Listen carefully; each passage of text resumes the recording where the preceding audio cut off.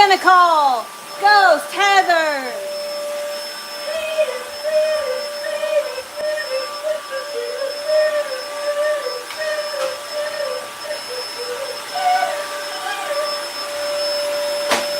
I say that to myself every time I put this vacuum on. Every time. I love that you guys picked up on that.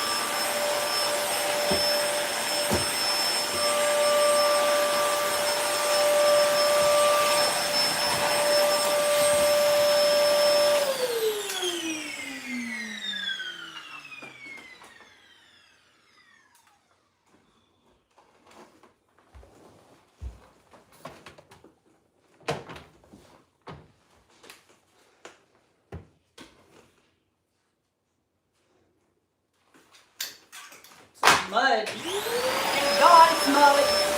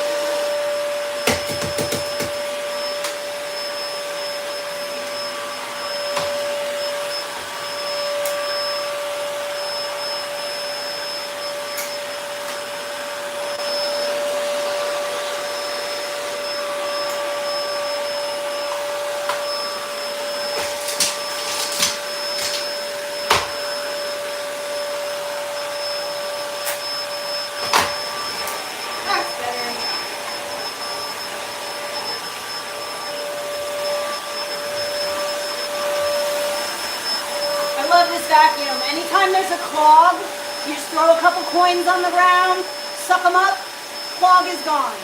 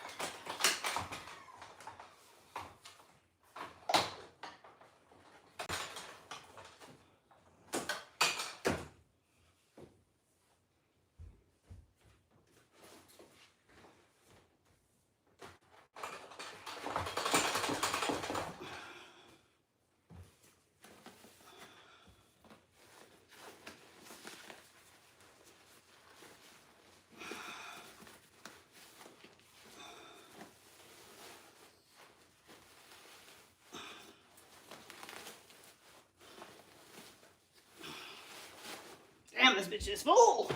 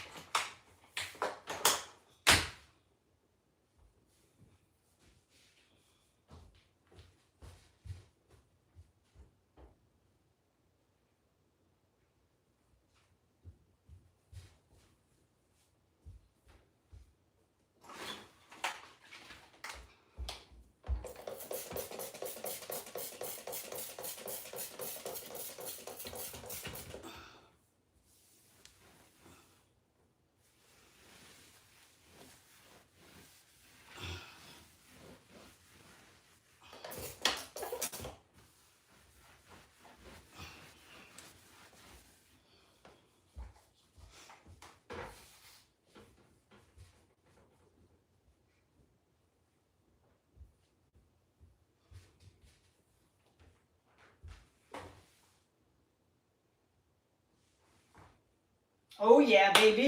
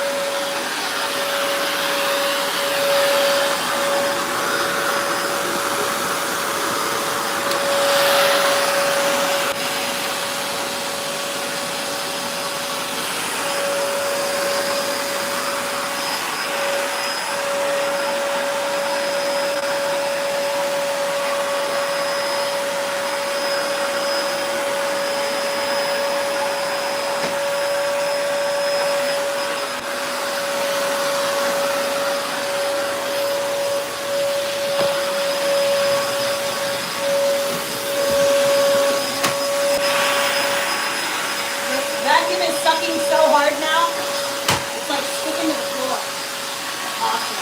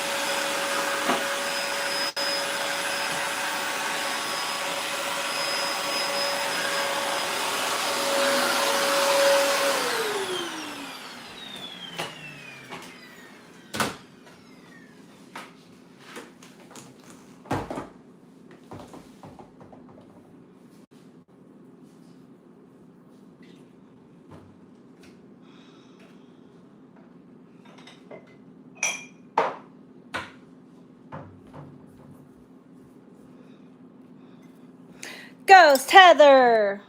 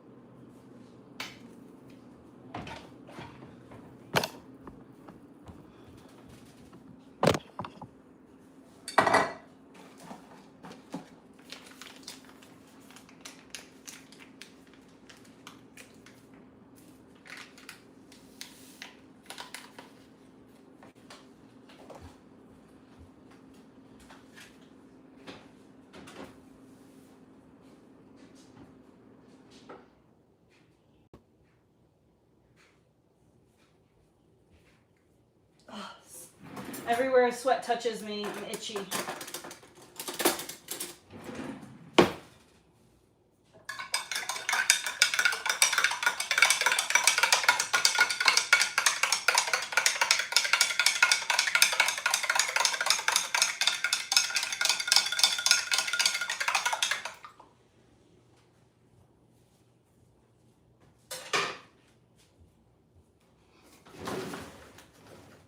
Are there any straws anywhere?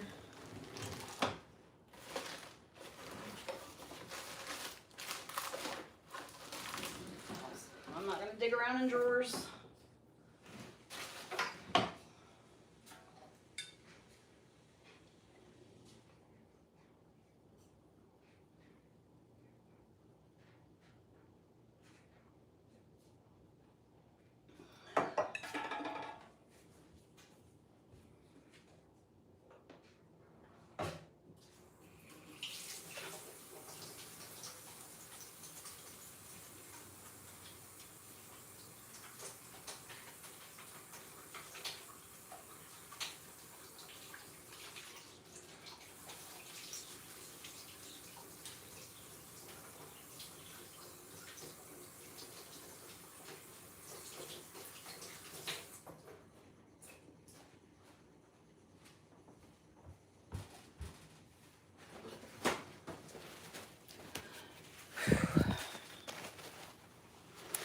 Three vacuums.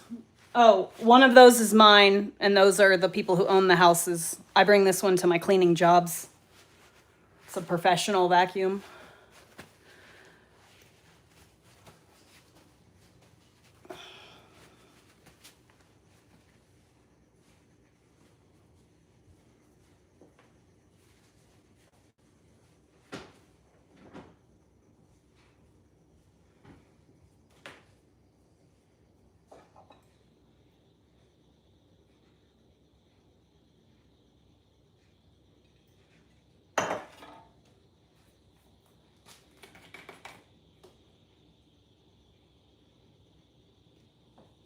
Damn, I can't believe I left this on the counter.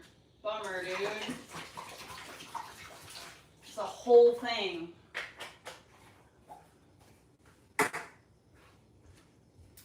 All right.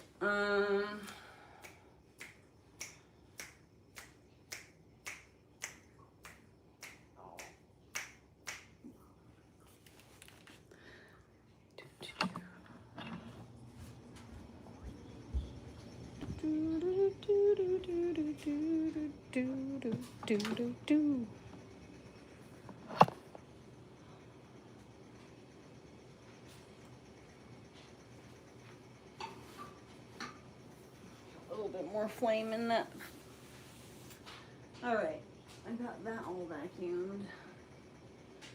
Now,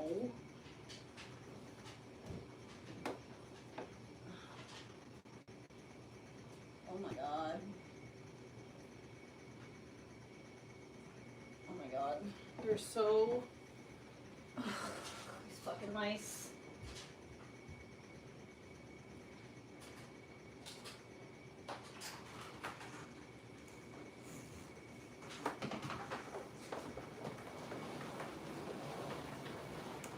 This vacuum is amazing, and it is one of the cheapest vacuums that you can buy.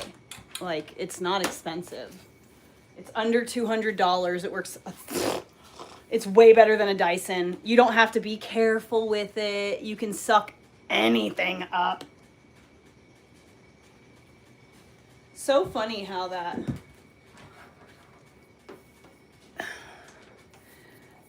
works out.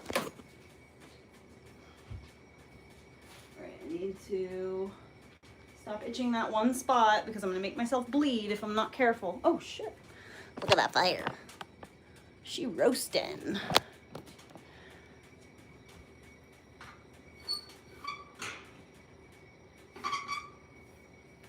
Just let it roast. Okay, I need to suck up this little bit of mouse fluff.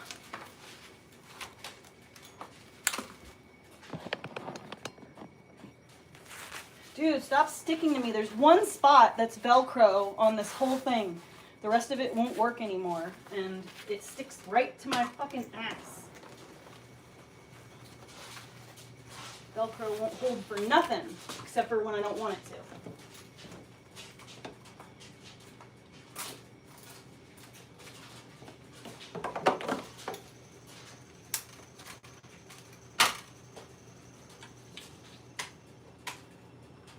Heather, you gotta plug it in first.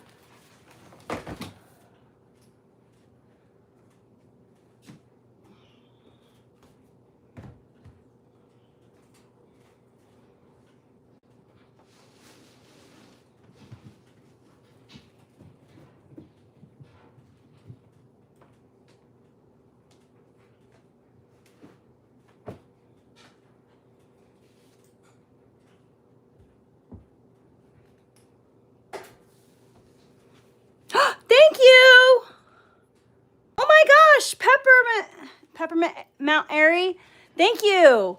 Guys, if you got a membership, please, let him or her know and say thank you.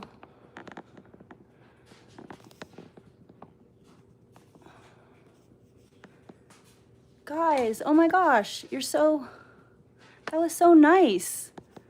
Thank you so much.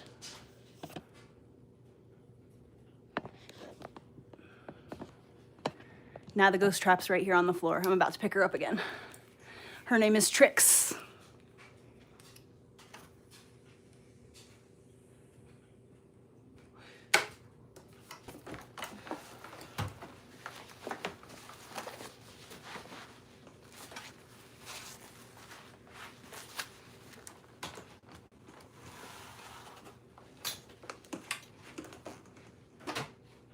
Oh my God, Jalisco, that's literally where my people are right now.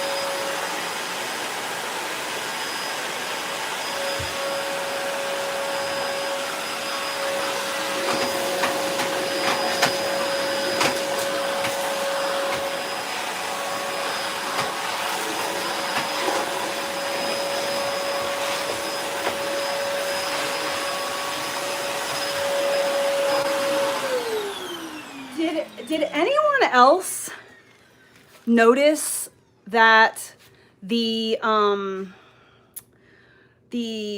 Mexican cartel leader that was murdered or whatever, that was killed by Mexican authorities, the U.S., his name is El Mencho, but you know what? That's a Yiddish, a mensch. That's a Yiddish. El Mencho, like, interesting.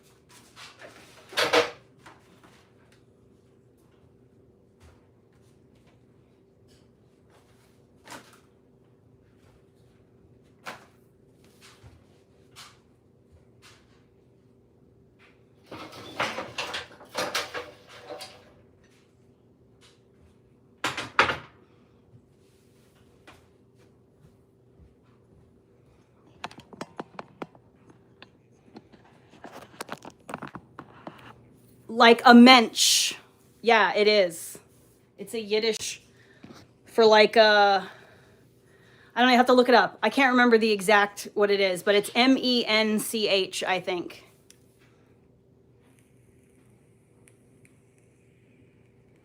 M-E-N-S-H. MENSCH. Maybe. I'm not sure. Check it out. Look into it. See if I'm right.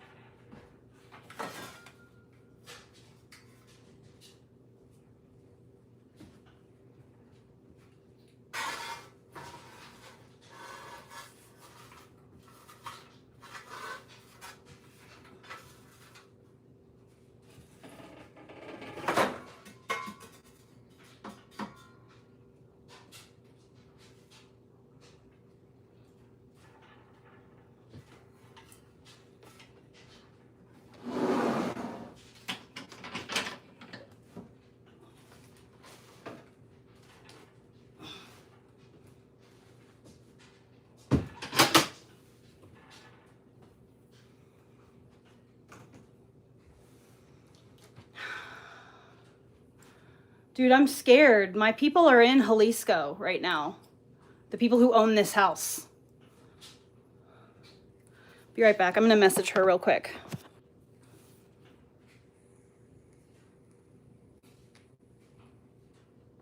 I'm fucking nervous for my people. If anything fucking happens to her, like, I don't, like...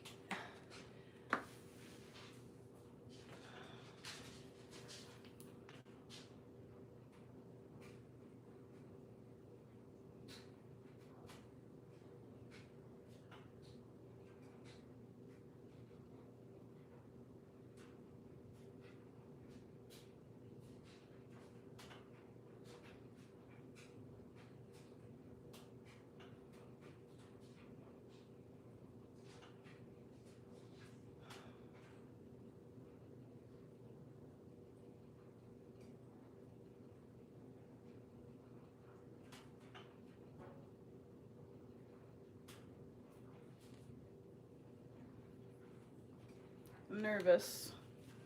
I'm scared a little bit. She's at ground zero.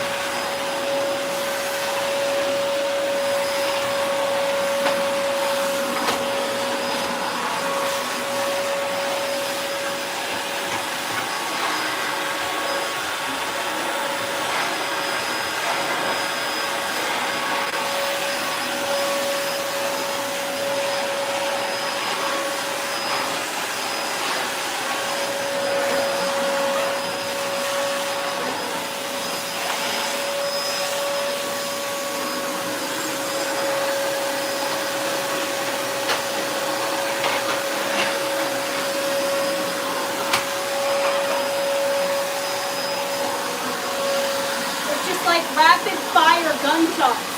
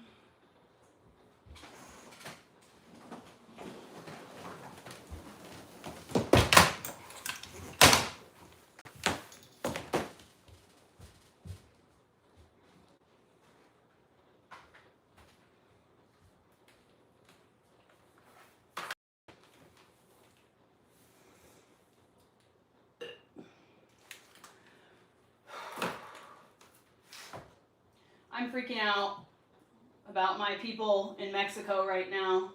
Is one of those Jews. How do we know he comes from, his ancestors come from there?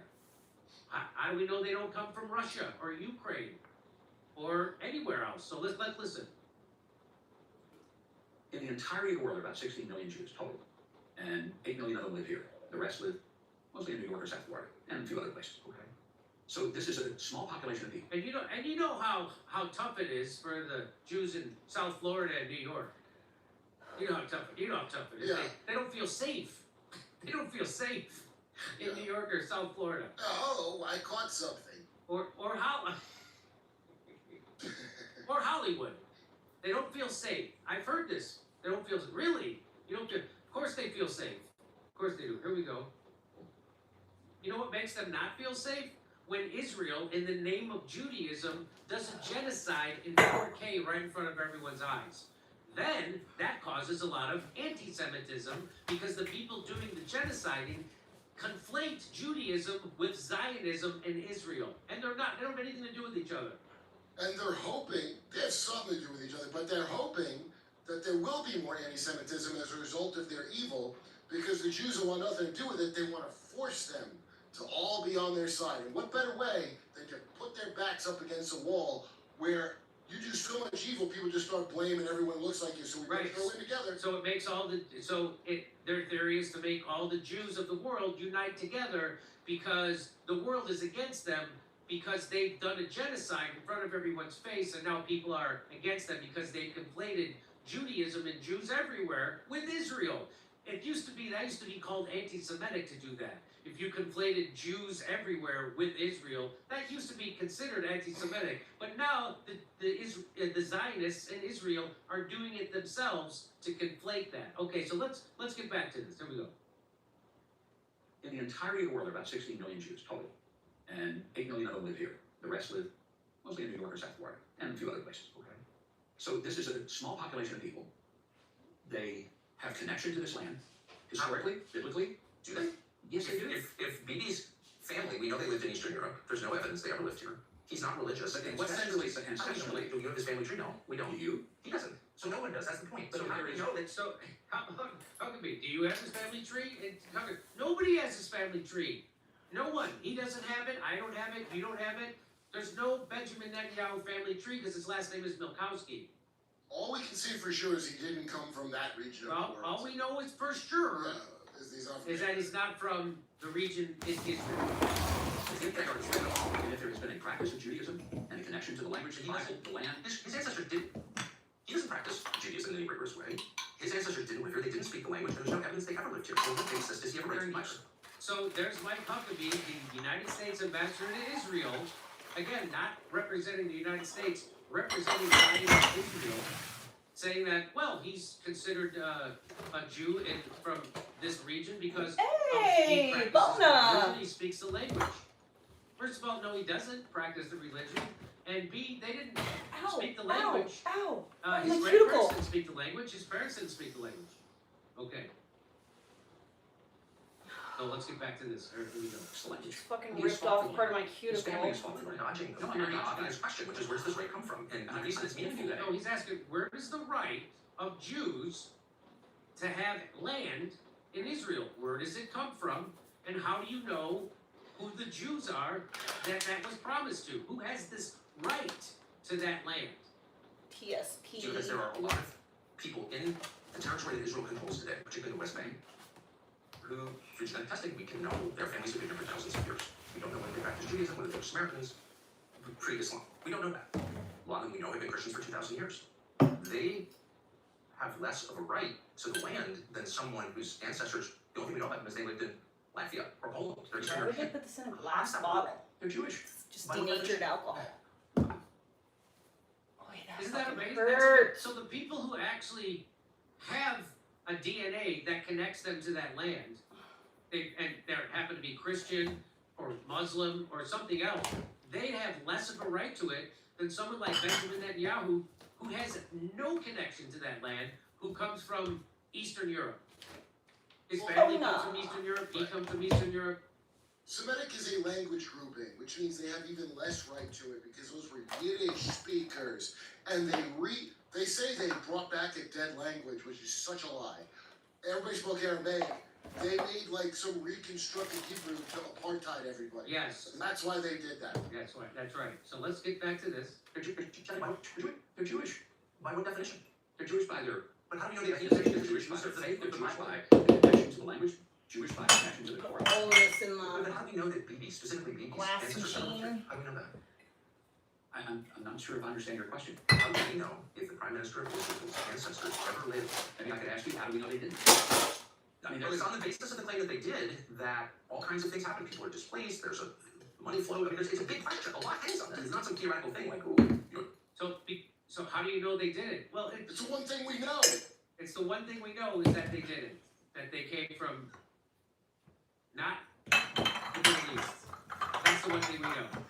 And by the way, the reason why Tucker's bringing it up is because Benjamin Netanyahu and the Zionists used it as a right for them to live there and have that land.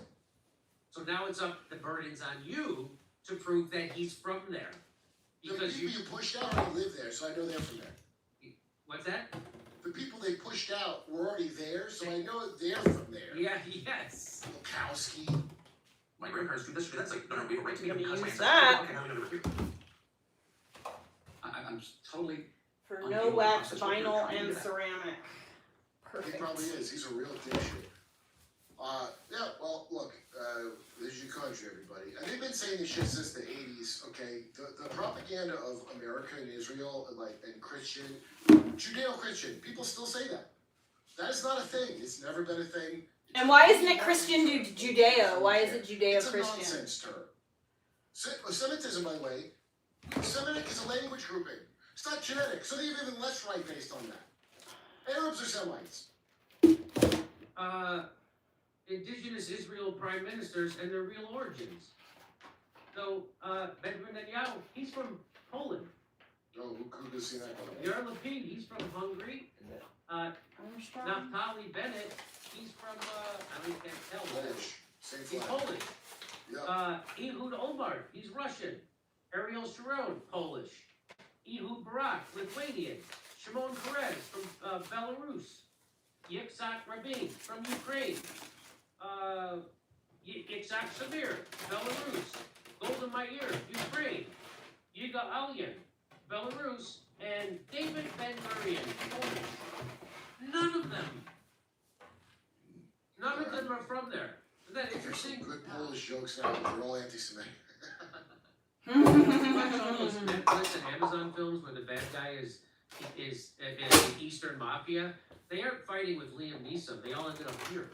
Yeah, especially Ukrainian ones. People dance Russian mafia, but those are Ukrainian Jewish mafia. It's real. So I just want to show you this. I know I showed you this in another segment, but I want to show it to you again.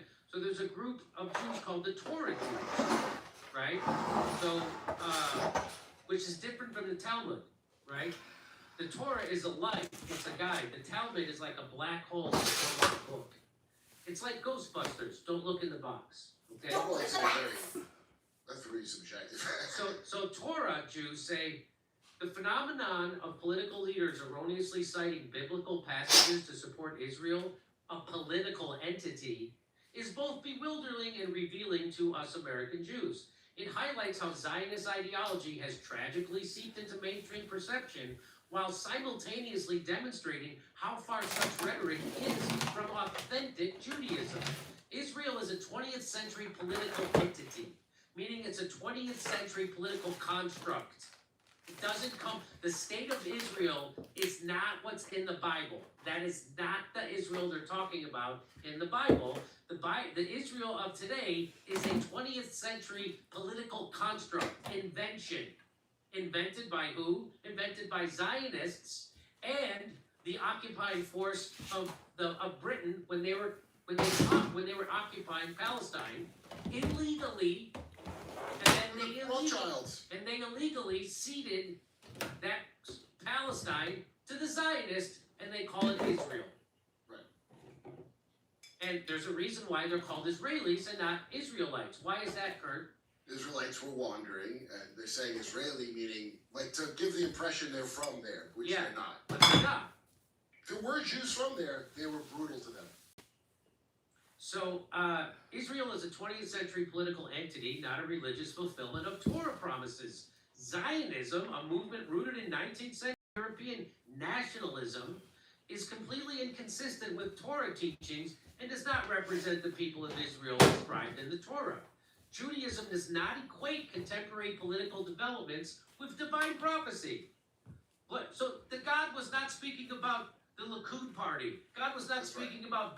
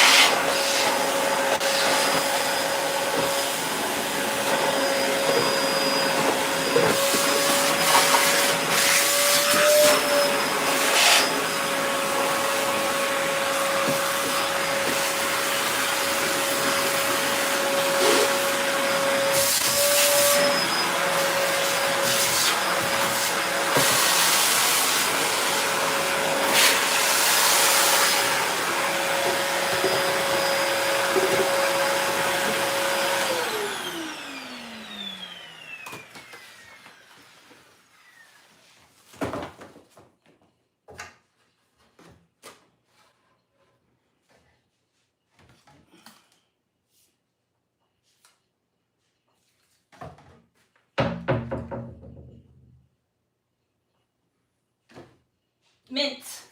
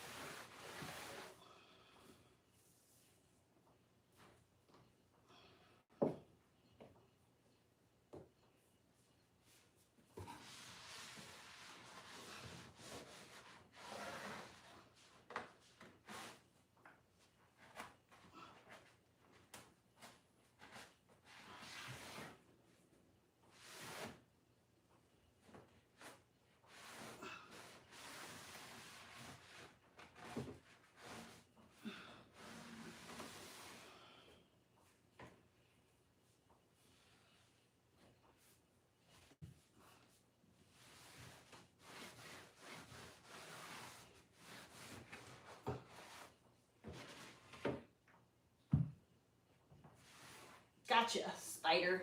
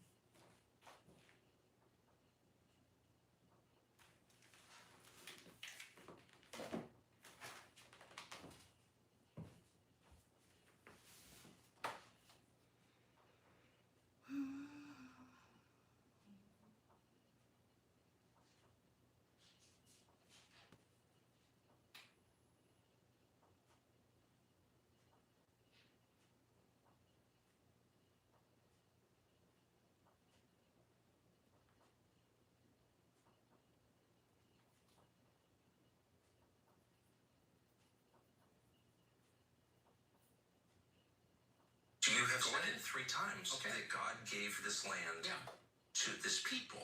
And so it is entirely fair for me with respect to ask, what land are you talking about? Because I just read Genesis 15. Hey, I popped up on my own timeline. And that land, I think it says, from the Nile to the Euphrates, which is, once again, basically the entire Middle East. So God gave that land to his people, the Jews, or he didn't. You're saying he did. What does that mean? Does Israel have the right to that land? It would be fine if they took it all. Unsurprisingly, U.S. Ambassador to Israel Mike Huckabee making that statement that it would be fine for Israel to steal all that land in the Middle East has led to some rage among Middle Eastern countries that certainly knew about the Greater Israel Project, but for whatever reason pretend like they didn't know about it. So before I give you the backlash and how Huckabee has responded to it, Jake, your 2 cents. Yeah, look, guys, this is one of those stories that shows you who's actually in charge of our government. Because this guy's pretending to be our ambassador. As you're going to see in the facts that Anna presents to you, 2 things about it. Number 1, that is not our ambassador. That's the Israeli ambassador. You're going to see it convincingly in this story. Number 2, it is causing tremendous problems for us, Americans, because he's doing their policy instead of our policy. So Anna, give him the facts. So look, before we get to the blowback that Huckabee and the United States is experiencing as a result of Huckabee's statements, I want to show you one more clip from the exchange that Tucker Carlson had with Huckabee, because right after giving Israel carte blanche to basically take all this land in the Middle East, Huckabee seemed to realize, oh, I said the quiet part out loud, and maybe I need to do a little bit of damage control. So he did attempt that immediately after the statements you just heard. So let's take a look at that. You think it would be fine if the state of Israel took over all They don't of want to Jordan? take it over. That they're not asking to take it over. But you're saying that the reason that Israel is legitimate, has this inherent right to exist, is because, in part because God gave it to his people. And I am going to the same Bible that you're referring to and noticing that that is a huge piece of land. So if God gave them that land, then they have a right to take it now by your definition, unless I'm missing something. Well, I think you're missing something because they're not asking to go back to take all of that, but they are asking to. No, they're not asking at all. That's kind of the point. That they now occupy, they now live in, they now own legitimately, and it is a safe haven for them. But may I ask though, as because you're explaining what Christian Zionism is and your theological beliefs. And you think you just said it would be fine with you if the state of Israel took all of Palestine, all of Syria, all of Lebanon. That's really not exactly what I'm trying to I'm asking, is that what you said? I thought that's what you just said. It was somewhat of a hyperbolic statement in that, if that's what you feel like that we're talking about, but it isn't. On 2 occasions in that clip, you heard Mike Huckabee say they're not asking to take over that land. No, they're not asking. They're just doing it. They're doing it using our money. They're doing it using our soldiers. How dare these people got me listening to the fucking Turks and agreeing with Anna Kasparian, for fuck's sake. How dare in Syria. How dare Israel do this to me?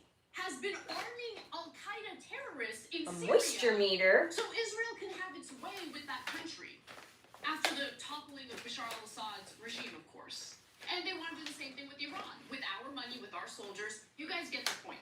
But anyway, going back to the heart of this matter, Israel taking over the entire Middle East, that is what they're attempting to do. It's called the Greater Israel Project. There's no question about it. And despite Huckabee's attempt to run cover for Israel, the damage of his comments has been done, for whatever that means, right? Because you have all these various countries joining forces to put out a statement, a strongly worded letter, which they released on Sunday. And those nations include this shit is old Egypt, as Saudi fuck. Arabia, Jordan, Bahrain, UAE, Qatar, Indonesia, Pakistan, Turkey, Syria, Kuwait, Lebanon, Oman, the Palestinian Authority, and several Arab governing bodies. Now, obviously, that's not fully a list of different countries. The Palestinian Authority is a governing body. But nonetheless, really, you guys didn't know what Israel's game has been for decades? You're going to pretend like you're surprised by this? This has been the whole game. So, let's see, Jordan, you were helping Israel during the 12-day war. Did you ever think to maybe ask yourselves why Israel wants regime change in Iran? So look, Cenk, I get it. I get that all these various Middle Eastern Eastern countries, Arab majority countries, have turned into cucks for Israel, not the people. I love the people, I'm talking about their leadership. And it's because the US, especially in the case of like Egypt, we bribed the hell out of them to play nice with Israel. So it's not just the money that we give to Israel, it's all the money that we spend to either destroy these Middle Eastern countries on behalf of Israel or bribe these Middle Eastern countries to play nice with Israel. Yeah. So there's two sets of countries within that group. There's Egypt, Saudi Arabia, UAE, among others that are like greatly controlled by Israel. I don't know what the percentage is, right? And it's not complete, it's not 100%, but it's nearly complete. The UAE has handed over their cybersecurity to Israel, so they're Good job. owned by Israel. The United States has put over their cybersecurity. Do you know who the company is that checks your, verifies your ID on Twitter? It's a company called The dictators in the Gulf. AUTIX, Local population and it is based and the more surprise, surprise, has in this, Israel. basically the metaphor. And that's the company that you give your driver's license to verify your identity on Twitter. Pounding in the face, and everybody's watching like, oh, right? And so their local population keeps saying, go help them, go help them. But the dictators don't want to help the Palestinians. They're getting money from the Israelis, they're making trade deals, they're doing this and that. And besides which, they're dictators, right? So the reason that those guys are now upset, the dictators are, is because now their populations are going to become uncontrollable. So now that Israel is going to push America into another war in the Middle East, picture this: it's midnight, you're in bed, shopping cart. Did you just add me? But you're more sales go Syrians, the Lebanese, and now the Persians, and they're all Muslims. At some point, the local Muslim population in these countries are going to explode. They're going to say, no, this humiliation, we can't bear it anymore. Well, they're coming for your land. Yeah, and They're coming for your land. So whatever leadership you have right now, that's basically sitting by, they're sitting on their asses watching Israel just annihilate the Palestinian people. And maybe you were under the impression that Israel would stop there. No, they're not stopping there. They're coming for you. yeah, and guys, it's not an exaggeration. Israel's power is unreal. So Imran Khan arrested in Pakistan because of Israel. So they captured the Pakistani government. They're working with the Indian government. It is amazing the power they have throughout the world. And give them credit. The Mossad is brilliant. Strategically, they've been amazing, right? So, but at some point, you're going to fly too close to the sun. You've pushed everyone into, and you just basically you're telling the entire Muslim population, I am superior to you, and I will take whatever land I need, I will kill whatever family members I need to, and there's nothing you can do about it, and I'm going to humiliate you for the rest of your lives. So these dictators are playing with fire as they try to suppress their local population. And Anna's right. The second part of it is they're not beginning to go, oh, I thought they were just going to do it to the Palestinians. That's Yeah. it. That's all they were gonna do. You Yeah. know, we'll make a deal with the devil. Yeah. We'll do trade deals. Why not? Until So- they come for you. They will come for you. So- You know that Israel used to have diplomatic and trade relations with Iran. Yeah, They're gonna come for you. of course they are. And so now, for example, countries like Turkey go, wait, you're telling me that after Iran, we're next? Are you out of your mind? So they keep pushing and pushing. I mean, they'll push it all the way to Greenland if you let them. It's insanity, right? So now, though, again, these countries are beginning to realize, oh wait, I thought that they were greedy and they were businessmen and we could make a deal, but that was because Israel was always kind of, it seemed like they were going for greater Israel, but mainly had secular governments. But now the Messianic folks have taken over Israel, right? So they are religiously want greater Israel, and they are never ever going to stop. And now their cabinet members are saying it, their government is saying it, Netanyahu has said it. They're going for greater Israel. So now it's beginning to dawn on the Saudis and the Jordanians and the Egyptians. Oh, they weren't exaggerating. They really are going to come for us. Yeah, knuckleheads. That's why if we go into Iran, this war might be so much larger than people realize. Ironically, you might bring the Sunnis, the Saudis, the Jordanians, etc., to join forces with the Shia. Normally it'd be against them. That's Iran, some portions of Yemen, etc. But now that they see Israel doesn't care about Sunni or Shia, they're coming for you all. That might unite them. And then we're in the middle of the biggest war you've ever seen. Besides which, the Russians are saying they're going to help the Iranians if we go to war, and the Chinese are selling them weapons as we speak. So Israel is making us walk the plank against almost the entire world. That's right. And then when we turn to our government to go, wait a minute, hey, stand up for us. Our ambassador is the one saying Israel deserves all of the Middle East, and he's lighting our relationships in the Middle East on fire on behalf of who he really works for, which is Israel. Yeah, in fact, Bezalel Smotrich, who's a terrorist, wrote this following Huckabee's statements. I love Huckabee. Gee, I wonder why.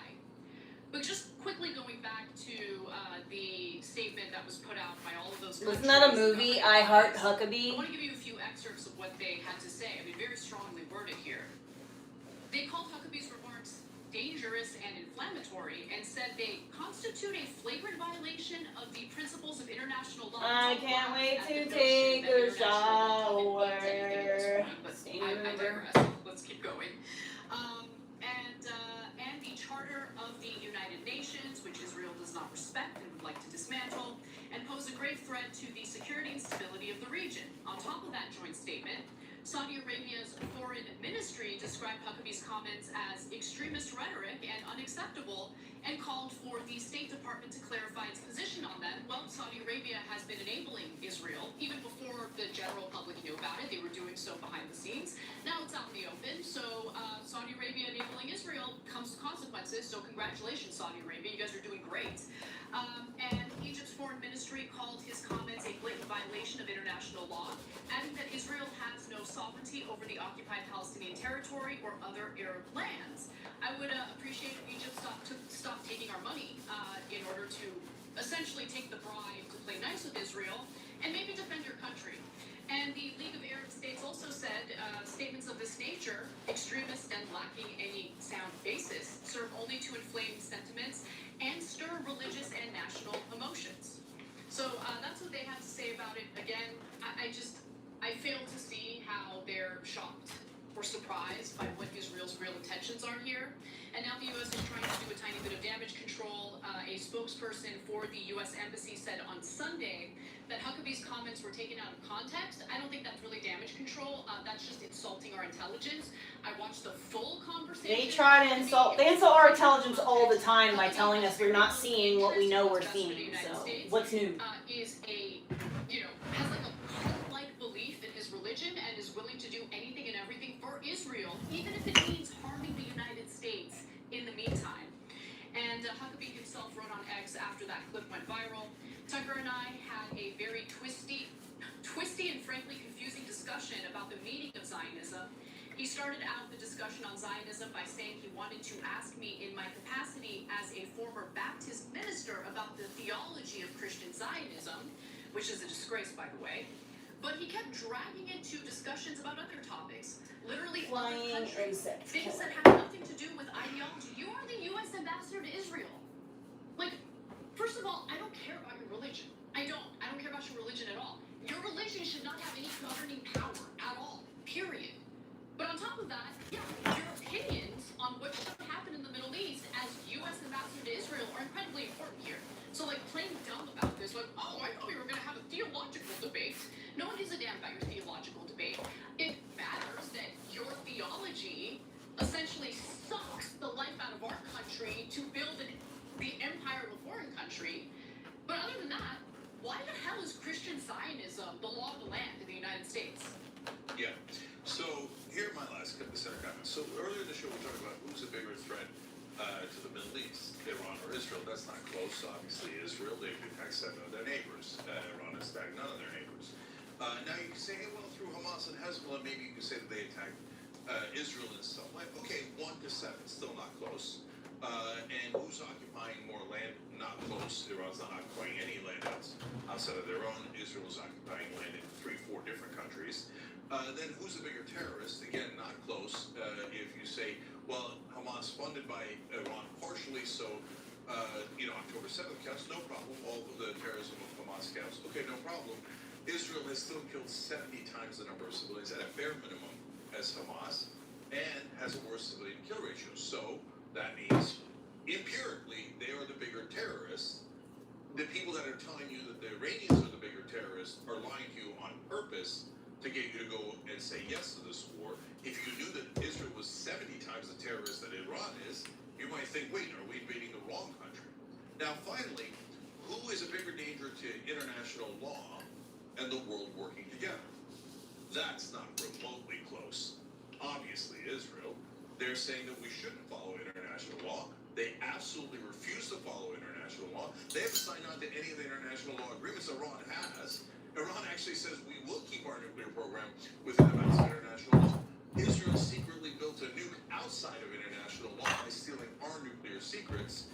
So, and then the United Nations, Iran doesn't attack the United Nations. Israel constantly attacks the United Nations. The world shouldn't work together. You should all be divided. You should only listen to us and no one else, okay? So now, guys, at this point, the American people are starting to wake up and go, wait, not only do I not think Iran is some sort of mortal enemy as I've been sold by American media and politicians, I'm beginning to think that Israel might not even be an ally, the amount of trouble that they're getting us into. And now I see both Biden and Trump seeming to work for a different country. Now I see our ambassador humiliating us working for a different country. I see 94% of our Congress takes money from the Israeli lobby, and I see Fetterman and Graham, Democrat and Republican, clearly working for a different country. Wait a minute, are we even sure that Israel's not an enemy? I know where I stand on that issue. Are we sure about that? Because now the media, if you tell them that, they'll be outraged and they'll go to racial attacks. Okay, go ahead. I don't care. And so, Israel is an enemy to the United States. but they won't have any substance behind it. They just use catchphrases like special ally, Judeo-Christian heritage, the only democracy. Show me how. How is Israel a special ally? What has Israel ever done for the United States? And if you come at me and say, oh, well, they show really important intelligence with the U.S., it's They always steal elaborate intelligence. meant to goad the United States into fighting its wars for them. Israel is not an ally. Israel has only harmed the United States, driven us into massive amounts of debt, and I want nothing to do with them. And I like on this. So they've taken at least $330 billion from us. None of these other, Iran hasn't taken a dime from us, let alone $330 billion. We're told by our media and our politicians we owe that to Israel. We don't have a choice. We'll all be called anti-Semites unless you hand over your wall, right?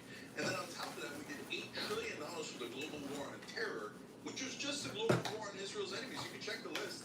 They're all Israel's enemies. They all had nothing to do with us. Iraq not only didn't attack us on 9/11, they attacked Al Qaeda, our enemy, right? We were lied to en masse to support Israel as if they're our ally, when it appears they've been taking advantage of us the entire time.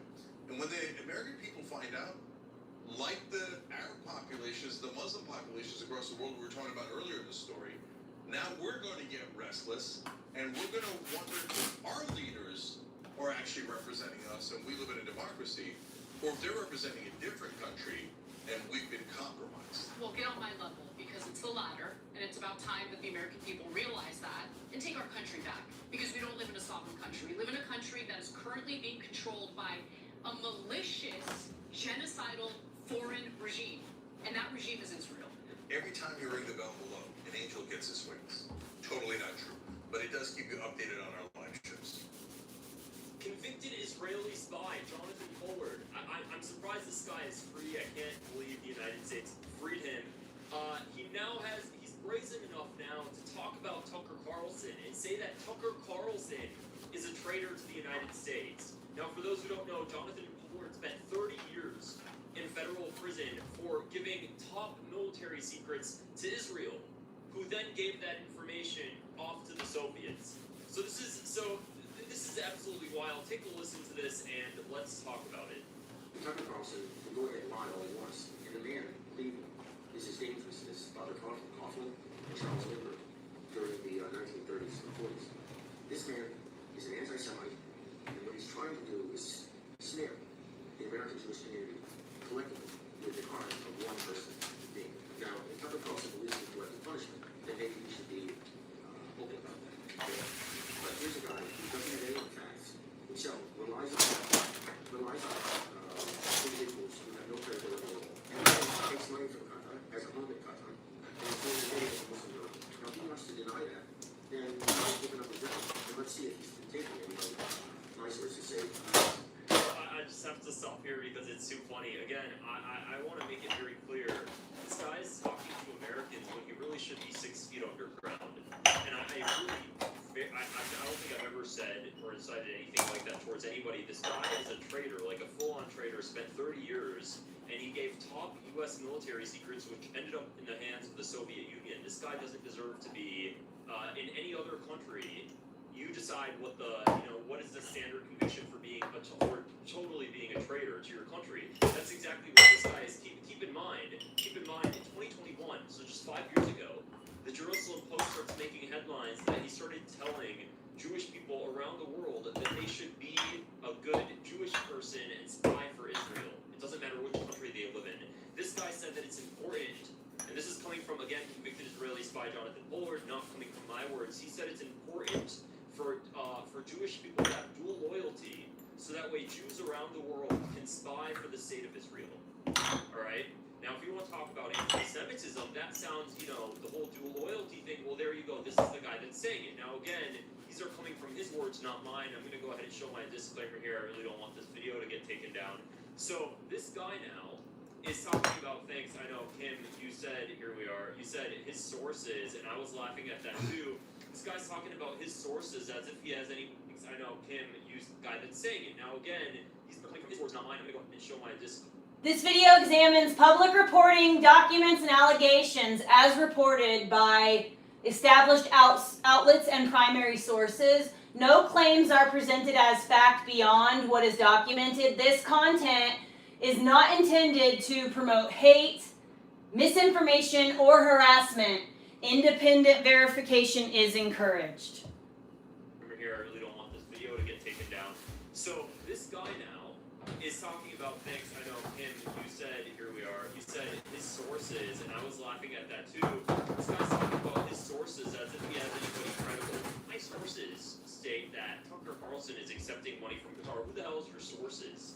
All right, the fact that this guy is brazen enough to talk to Americans, the people that he completely cheated out, just selling their information or selling top military secrets to the Soviets, and yet this guy still has the gall to talk to Americans and address them. This absolutely disgusts me. So let's take a little bit more of a listen to this.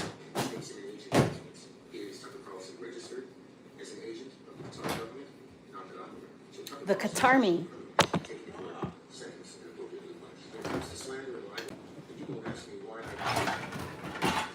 it's pointless. Because a serial liar, a deranged serial liar like Tucker Carlson, can target and bring in any number of people that untrust sources to back up what he's saying. He's a jury, and I don't want to run the risk of losing the case to an enemy that might be there. So by the Israeli government and to President Trump's pressure to let him into the country. I was say in Ambassador Huckabee's dealing with me. But I was not surprised at all by the lies and slander that Tucker Carlson delivered at me. My people have faced enemies like him down Let my people go. Wow. Hopefully we will outlive Tucker Carlson as well. Hopefully we'll outlive Tucker Carlson as well. Well, this guy. He's literally saying he wants Tucker Carlson dead. All of that, the fact that That's I interesting. really don't understand. How the hell is this guy, just truly, I think he actually believes it too. He genuinely actually believes it, or he's just so good at lying. Maybe it's a mix of both. He goes out and says, Tucker Carlson is a criminal. How the hell, does this guy even think that he has any sort of authority to speak from this position? He spent 30 years in federal prison. Actually, now Tucker Carlson is calling out Israel, and this guy's saying what he has to say. Keep in mind, it doesn't matter. Again, he goes out publicly. He spoke to to the Jerusalem Post Nervous 3 about months that. ago now. He spoke to the Jerusalem Post and he said Like on the linking Jerusalem Post things. it would be good and it's fine I'll if shake Israel my hand. blackmails the United States with the Samson option to use nuclear weapons. This was just 3 months ago. He was speaking on the Jerusalem Post. I made a video on it previously, and he said that if the United States doesn't continue giving Israel the military aid that it needs, the weapons that it needs, then Israel should just go ahead and nuke Gaza or nuke Iran instead. Why would they nuke anywhere? Like, it just doesn't make any sense. Like, if you nuke one place, it's gonna affect the entire planet. That doesn't make any sense why that's even a thing to bring up. He doesn't give a damn. So when he talks to Americans, you have to recognize anything, of course, anything this guy says is an absolute lie, and he only sees Americans insofar as valuable insofar that America will help Israel.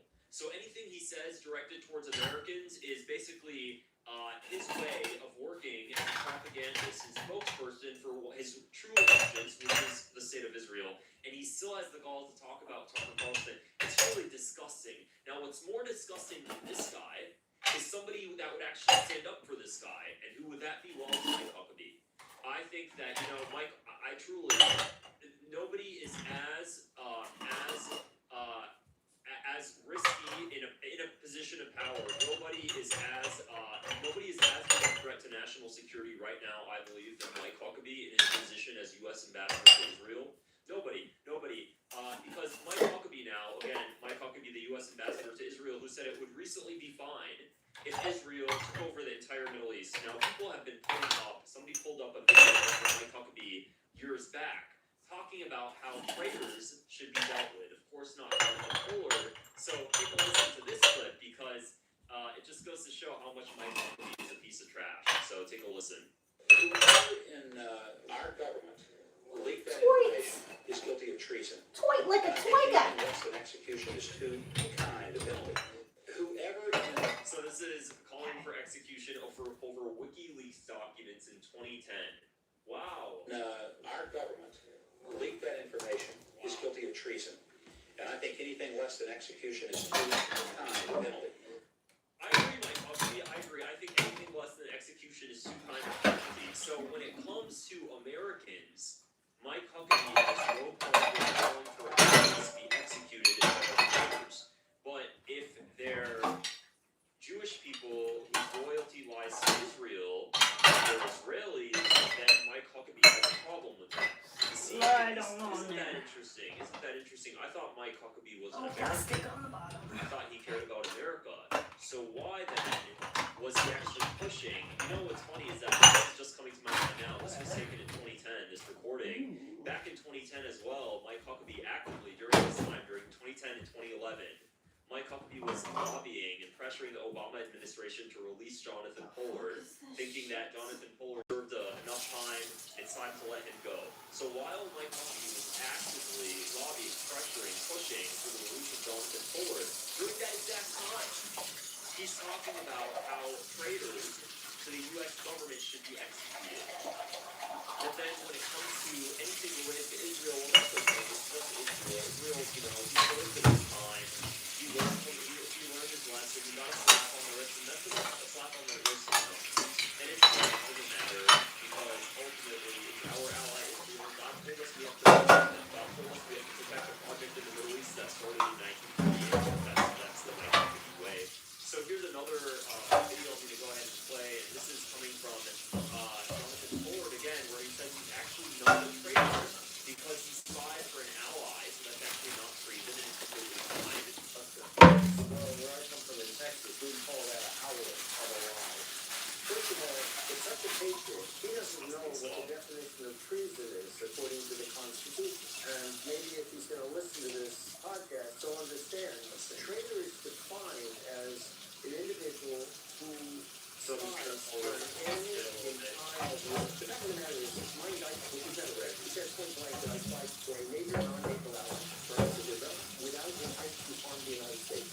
Interesting, except it ultimately did harm the United States, and that information got to the Soviets. So it really doesn't matter. These people, this person person, if this individual is Jonathan Pollard, anything he's going to say, he's just gonna, any information that comes out, he's gonna spin it. Because again, his allegiance is to Israel, not the United States. And Mike Huckabee, this is what disgusts me so much. This is why Mike Huckabee, he's such a gross guy, who's just a gross elderly man that needs to just resign and say, truly just do America a favor, is that Mike Huckabee stands up for this guy. In what world, why would Mike Huckabee have a meeting with this guy? He's probably one of the most disgusting figures, and you decide, oh, that guy at the U.S. Embassy in Israel. Disgusting, truly just a disgusting slob.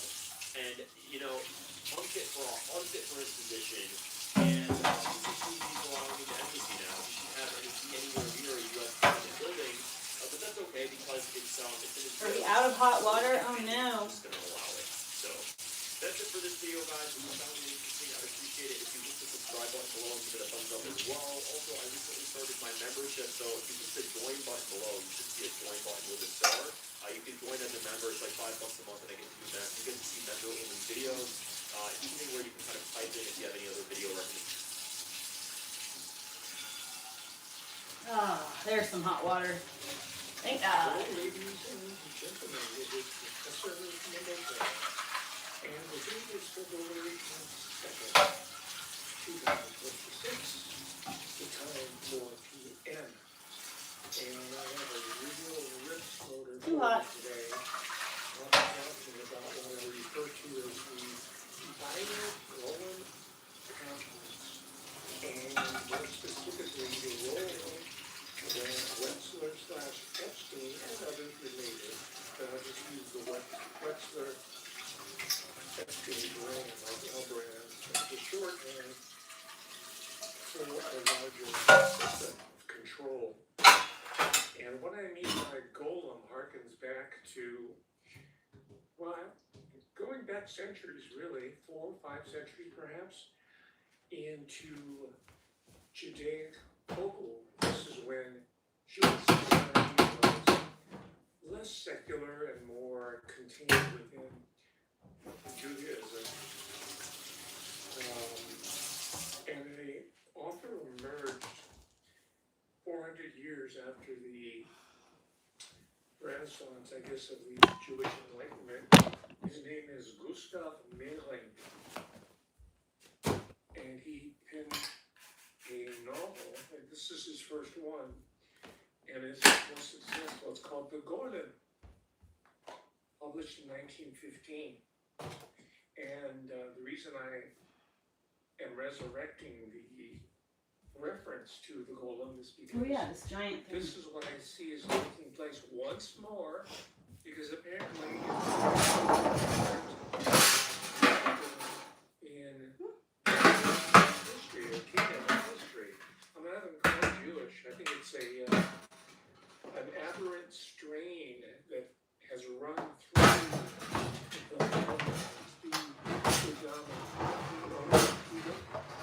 when, you know, by that proven aside these biblical bloodlines and fissures and divergences and convergences, because there's a engineered convergence that's going on right now that I have alluded to before, and I'm going to return to it until people start understanding this singular insight that Professor Hamamoto has come up with. All right, it's an important insight. I don't mind if people come with it and steal it, because this is typically the pattern in my career.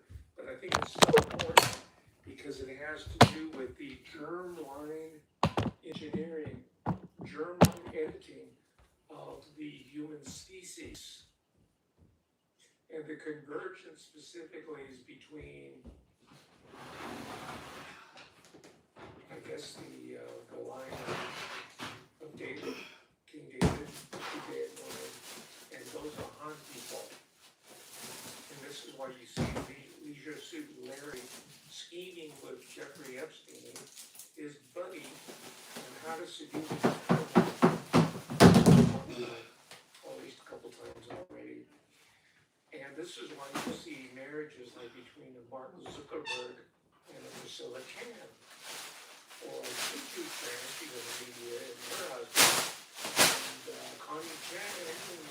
Connie Chung in Minnesota on usually a power Jewish male and a power woman.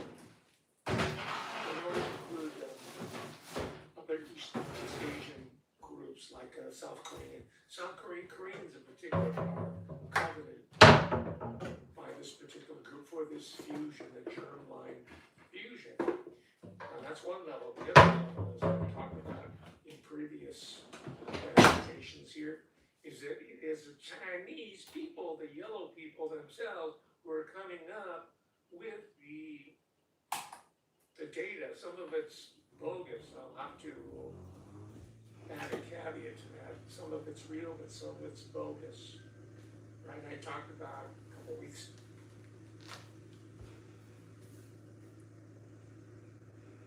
I still live in the bus, yes.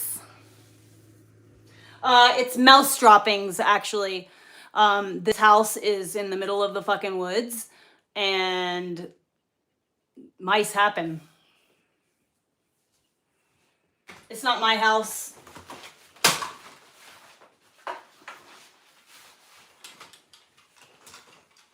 This is my job.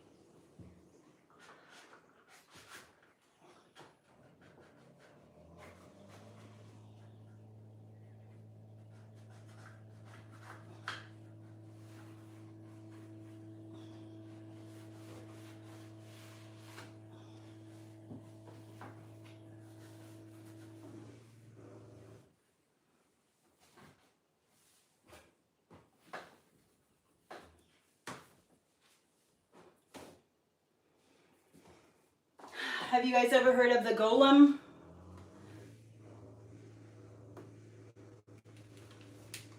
The warning from God not to make life ourselves, or else we'll be struck down low. Transposed it to more popular forms. What's It's the that same down way with to? people in write movies, sitcoms. Even the stupid soap operas are written by highly literate individuals who Where's are that water plugged in coming from? to the tradition. All right, I'm not gonna lecture you on that. So check this out. There's a book, and it's been remastered, or not a book, a movie, a film. I think it originally was produced in 1915. We're talking about around World War I, right? The world, in terms of especially Europe, Central Europe, and the film interpretation. You have more than, and it's been, the original version is most of the first, there's like 3 different Golem films by the same director. The first one barely exists.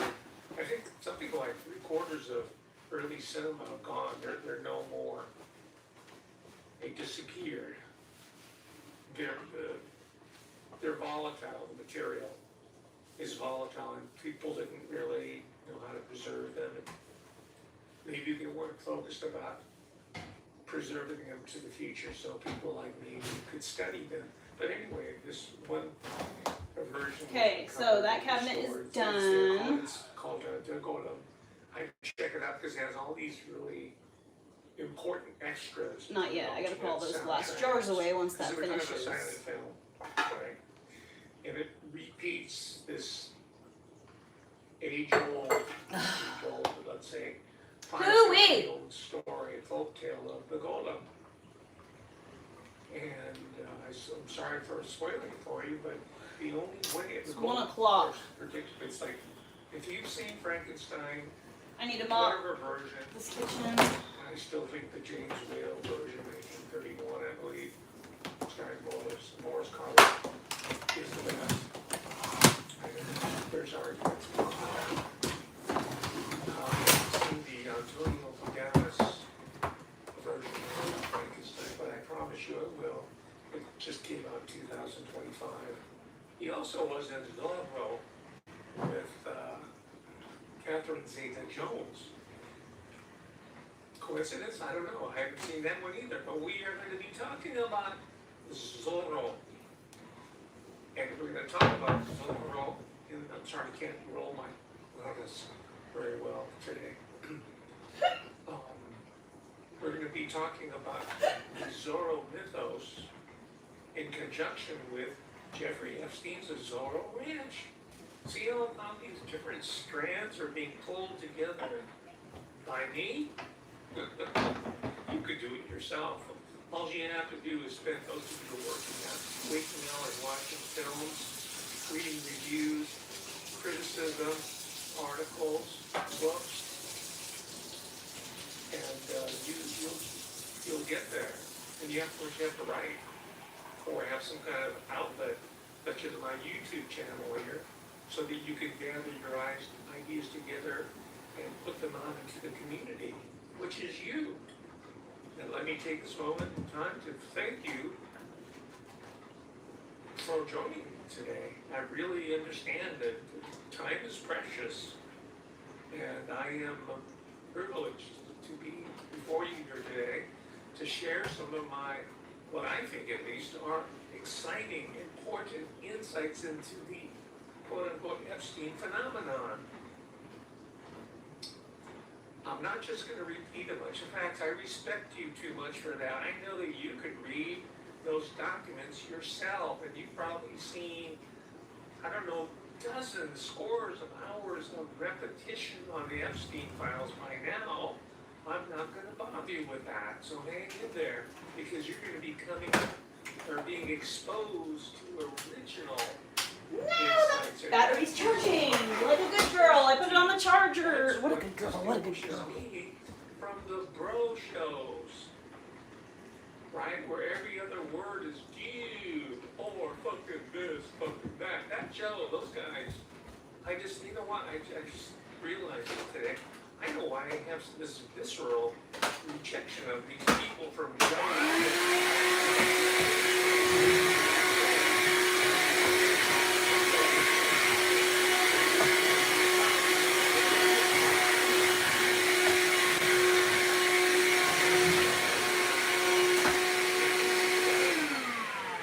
boost my humble subscriptions so that I can hold my head up high among the bros, among the bro dudes, so I can too have my little YouTube plaque. So sign up right now for the subscription because you do not want to miss every single show. And plus all of them are archived. In fact, I recommend you to go back to the earlier shows. Some of them have like 3,000, 7,000 views. And these are priceless bits of information that nobody, well, not those who watched it, I value your 7,000 views, but these should be numbering, I think, in the hundreds of thousands by now. They should be. And you know I better not, because the bros shows have sucked the oxygen out of the medium, and that is their primary function in addition to infusing the manosphere with humanity. Thank you, Huxlix, for the super chat. It just comes at me in yellow, so I couldn't miss it. So thank you very much. Who was the hidden hand behind it? Oh my God. Oh man, we're gonna get into it. Alan Watts. Alan Watts is a fake. Sorry. Smart guy. You have to be pretty smart to be a fake. He died an alcoholic. I mean, that's not surprising. He ripped everything he needed to put out there to the hippies and the hipsters and the bros. He stole it from D.T. Suzuki. Most of you haven't heard D.T. Suzuki, just like most people haven't heard Professor Hamamoto. What they do know is imitators and imitate his biters. All right, and you're going to see more people out there who are biting my act. And they're going to be wearing this too. When someone shows up wearing hambe like this, or yukata, in the summer, you know that I'm getting some traction with the media monitors. I mean, they already got some Chinaman. His name's Professor Chinaman. He stands in front of a whiteboard and he lectures to you. And people are like, oh wow, I'm getting the hard look, and I'm skinny from it. I'm sorry. Oh, Hamamoto doesn't like the other guy. Uh-oh. He's never been a professor. He's from Canada. He was put in there to suck more oxygen out of my world. Are you jealous, Hamamoto? There's a Chinese man doing stuff like you're doing. I'm just giving you the heads Aw. up. I'm not really holding back on it anymore. I used to just be a gentleman about it. But when you start trying to take from me, then let's just put it lightly, I'm not gonna let that happen, because that's my career. People holding you down at the same time, stealing from you. All right, that's a double in itself. All right, let's go on and talk about the situation as of today about Epstein's interest in certain botanicals like the trumpet plant that produces scopolamine. And you know what they do with that? If you don't look it up yourself, I can't really stop on every single term, concept, or development, or we're gonna be here for 3 hours at least. And also about the baby farms. We already alluded to genetic engineering. And I have to tread lightly on certain terms that will not be suitable for tube view. And perhaps the possibility of renames, let's call them, that are said to be on the property of Soto Ranch. You're up to speed on that. So my work is done in that regard. But let's see how mainstream alternative media is covering it. He's had a hook and so much pain. Elaine said to push all the pain away. I don't understand. Blood and water all over the bed, and she was right. Like a feeling when your tummy hurts and you have to push. She said to close my eyes and put her hands over my eyes, but I didn't close them because of these tiny cries. I am so lost. I saw between her fingers this tiny head and body in the doctor's hands. It reached its tiny arm up and had a tiny foot. I closed my eyes and no more cries. And when you go to page 20 of this particular packet, chillingly there is even a picture of a sonogram on a page with the words, "She is gone and she won't be coming back." And next to what appears to be a poem entitled "Child," you have passages such as, "Your clear eye is the one absolutely beautiful thing. I want to fill it with color and ducks."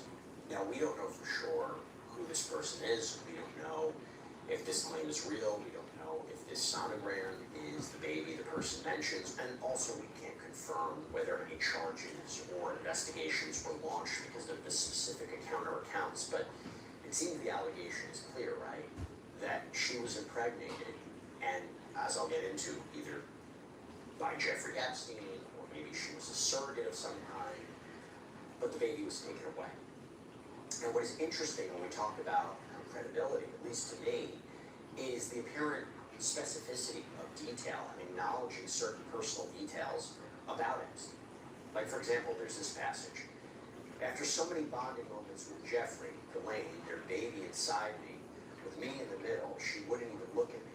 We said nothing to one another, and I was so confused. When we arrived at Palm Beach, I was taken to a house close to Jeffrey's called Ocean Boulevard Street. It was closed, and I was alone, except for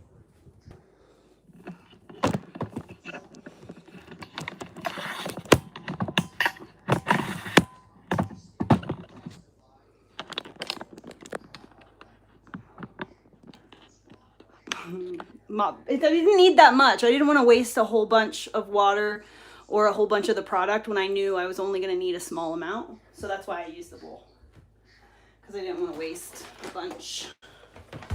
Makes life a lot easier that way.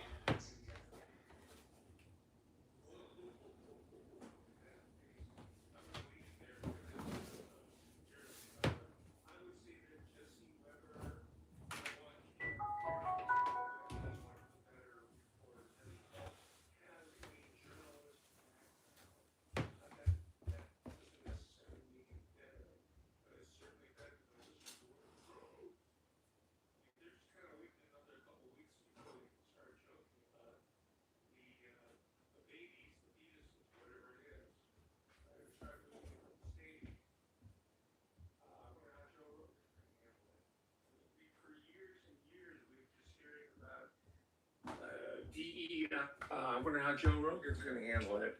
I mean, for years and years, we've just hearing about DEI and political correctness and how the bros are completely shattering that world. Well, now they're left speechless because they've just been wasting their time for the past several years, as I've been saying, because all this was going on during their watch of the bros. This and So they're culpable this, as well because and they're reading the this, same material that I have this. access to, or watching the same documentaries. The public These ones. has been privy to a lot of this information for years. Okay, let's move on. where does New Mexico come into it? I thought about my trip, I guess it was back in 1995. Yeah, 95. I took a motor tour to Mexico. Albuquerque was my primary destination. I was going to spend the night there and hit the road nice and early, get on I think it's called the Jornada de Muerto, the Journey of Death. How's that? The Spanish conquistador, the settlers or the monks that settled that area, called it the Journey of Death, because it's all desert, even back then. You're still wet. And my destination was the Trinity test site. Right, this is where they exploded the bomb, the prototype, that a few months later they were to drop. This is in August Peg? of 1945 that Who they could were that be from? dropping on Hiroshima. So I went there for the 50th anniversary, and I visited the monument. It's become a huge tourist destination now because of the film Oppenheimer. J. Robert Oppenheimer, he loved Asian culture, especially Karnataka or Indian culture, South Asian culture. He just said to like them as a people, as a race. And he and his other physicists got together to figure out a new way to vaporize them. This is J. Worry Robert about that later. Oppenheimer. It didn't end well for him It's gonna either. fold some It clothes, doesn't but end well for any it's not dry yet, so turn away from God. Because Oppenheimer was an atheist. do something else. He was born into a Jewish household, but he was part of a generation that had become secularized, and physics became their God. Right? Humana. Oh yeah, let's go do that. Golden story again. It keeps research. We're seeing it now in 2026. All right. Gonna go to the And apartment. it didn't end well for Oppenheimer. Even his friends turned against him. He died at a fairly young age. Right, but here's a little glimpse of what goes on at the Trinity test site, which was open. When I went there, it was open all year long. But now it's become so popular that they only make it available a couple times a year because they didn't want people trampling around on the sensitive desert landscape. Here it is. Oppenheimer is continuing to have an impact in the state. Today there were huge crowds at the Trinity site.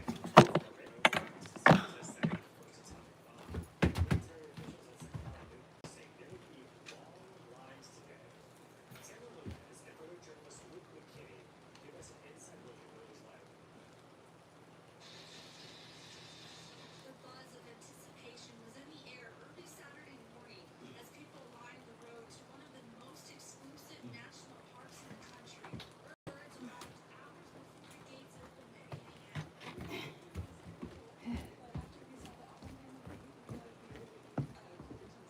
This year's Nevada cars waiting to see the test site of the first atomic bomb was extra long after the Oppenheimer movie release this summer. Laurel Houston came from Texas. It's unique that you actually get to stand in the place where the world changed. The site is a year, and this year, site officials say over 3,000 people came out, some with other goals than just sightseeing. I think all of this thing of the bomb and then what happens on the battlefield or not. But there's other consequences, and one of the big ones is Good morning here from the big lady. By the way, Santa Fe, parts of New Mexico, also Albuquerque, but Santa Fe, Hills, it's full of Christian eating. We know the play is cannons. Anyway, I'm not gonna so I'm doing that line, and I was late to well, I was there for the ceremony, but the anniversary took place promptly at 8:02 a.m. But I got stuck in the traffic because it was a huge line of people on the 50th anniversary.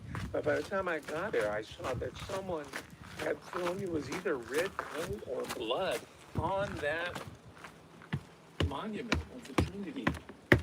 And there were a bunch of ladies like that who had formed a circle and they wanted to bring me into it. I change, because I didn't want to be part of their harvesting the commodity. I think part of what we were doing out there, which is, we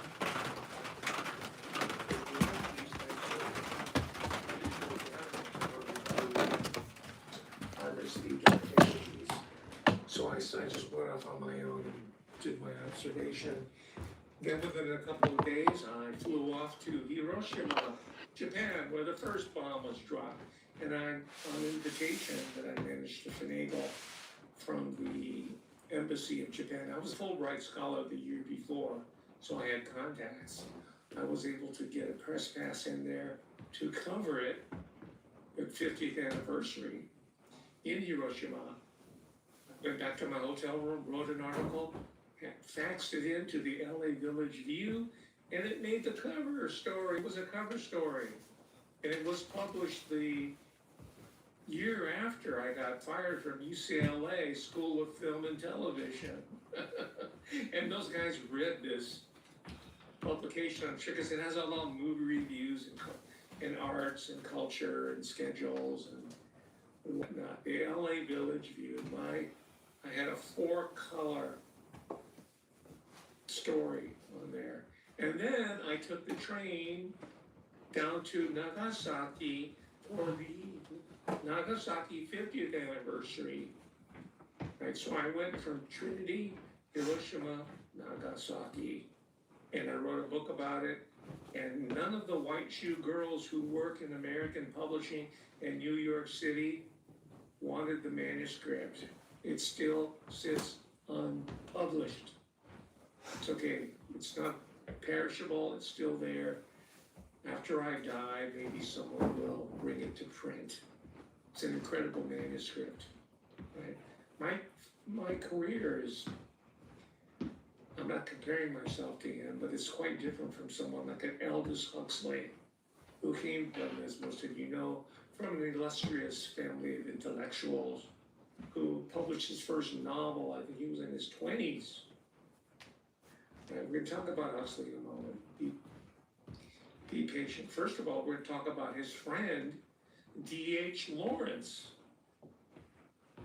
Fewer of you might have heard about D.H. Lawrence, but he was one of my heavy influences when I was in college, because he was being attacked. Lawrence was being attacked by the first wave of feminists. This was before women's studies was even institutionalized. This was the first wave. They were primarily, second, third generation Jewish women who'd been to college. Bryn Mawr, the ladies' college, Columbia, people like Betty Friedan, who went into journalism, but they wanted power. They wanted institutional power. So they were attacking D.H. Lawrence for what today is called patriarchy or phallocentrism, all that. So I was reading all these, I was following the discussion, the debate. It was being played out in the journals of opinion, and it made its way into popular magazines like Newsweek. Oh my God, my shoes got me. Life magazine, the whole feminist. It fucking loops. Creation of the intelligence. My shoelaces get caught on the other shoe. Gloria Steinem is just one person. There's tons. Which is why I don't tie my shoes anymore. It's probably Betty Friedan. Because these fucking loops get caught on each other, and then I can't move my foot. That's the way it is today, by the way. It hasn't changed. The focus has changed, the approach has changed. Fucker. But it's the same. That's the third time today I've almost fallen flat on my face. And so I said, well, anybody who's getting that kind of stick from they call them women's lib, women liberation. Anybody who's getting it from them, well, I'm going to check them out. I read it. Also Henry Miller. That's how I got into Henry, because I like both of them. I guess I'm a sexist pig. And that's why these same ladies in academia, now they have professor jobs. And now they came up with something called performance studies. So it's for lesbians, right? Only they don't need to go into theater, dramatic arts, whatever. They have their own deal called performance, which, by the way, is what Meghan Markle was studying up in Northwestern. And she found out that performing royalty does not work. You have to be royalty. You can't perform it. So what she learned at college in her elite private institution, Northwestern University, did not work, did not have a real world application. It only worked for the lesbians who are in performance studies at New York University or Columbia or UC Berkeley, UCLA. It's a gay lesbian monopoly. Those are the people who are writing the curriculum K through 12. It's not the Frankfurt School, it's the performance people. And now we hear this term going around called performativity. Oh, it's so performative. Well, where does that come from? It comes from this little group of insurgents, which is what they like to think themselves as, who are trying to smash the system from within because they, like Jeffrey Epstein, are cut out of the same Sabbatine Frankist cloth. They are Edomites as well, and they have infiltrated and captured academia. Right, we have all this outrage flying back and forth from the bro dudes all the way up to Thomas Massey and Ro Khanna, who, by the way, represents Silicon Valley. He's a tool of Silicon Valley. Don't let that fool you. Okay, that's his world. But they're not. But the university so far has escaped any sort of serious attention, and I have dedicated myself to changing that I think I'm gonna ignorance pull that of one the up higher. institutional roots of all the perversion, the evil that has befallen the land, the United States of America, and the world. Ooh, So yeah, I'm getting certain parts of the electrified. world Shot, have shot, shot. rejected it. And those, not coincidentally, are parts of the world where the U.S. neocon establishment, that those are the countries that they want to bomb into oblivion, places like Iran, Argentina, Venezuela, Cuba, North Korea. Yeah, we got to get them people. And China, right? It's not us who are parting out the babies, it's the Chinese, right? It's not us that hooked China into opium. The Baghdadi Jewish families of Kaduri and Sassoon, who brought in the opium from Bombay and into Shanghai and amassed huge family fortunes. Isn't that interesting how the Sacklers did the same thing to the United States? Them. It is the Chinaman, the wretched Chinaman of the opium den, as seen in Broken Blossoms, D.W. Griffith, even the early days of silent movie out of London and out of New York and Los Angeles. You have the squalid, dope-addled Chinaman, right? Put the misery in the hand of the people who are actually victimized by it. I'm just telling you that is because we're seeing the same process shaping up now. We're talking about Santa Fe. We're talking about the germline editing practices of these deep underground laboratories, of which Zora Ranch is suspected to be one of the nodes, one of the centers. I just want to tell you guys, thank you so much for being here right now. You are making it so that I don't have to charge her any money to do this job right now. So I just want to say thank you so freaking much. And she's, greatly appreciative as well. So thank you. And it's Like, not just so a fucking one much. mansion that's hooked up to Kevin Spacey's motel room or whatever it is that the bro dudes laugh about. It's not just that, it's like an entire civilization. It's not just in America, not just the United States, right? And we'll get into some references that you can explore on your own. But right now I'm just trying to give you an overview. Let's just take a very quick glimpse at our friend D.H. Lawrence. He was hated on by the first wave, so-called feminists. He was, even in his time when he was living in England, he and his wife left They spent most of their life after that in Italy and then France and then finally in New Mexico. I'm trying to draw the British intelligence connection, historical, cultural, intelligence, science connection between the mother country, right, the land of the Huxleys, to the land of New Mexico, the land of the Hopi, of the Navajo, who have their own prophetic tradition that talked about the coming of these alien creatures who are going to ruin the world. So find my dog. Where's my dog? Their own protective creaters and deities. I'm not sure what you mean. The Are they saying on Reddit that I've abandoned my dog again? That we're going to If you talk about my dog of their land, not even though being they look themselves would be in my care, driven then into the likely pueblo off the land you've been and to have Reddit. their homes parceled out and But anyway, keep talking about my dog because the more comments that you give me, the better it is overall for my algorithm. So question me all you want. Please ask me questions. Type in all caps. Be so mad.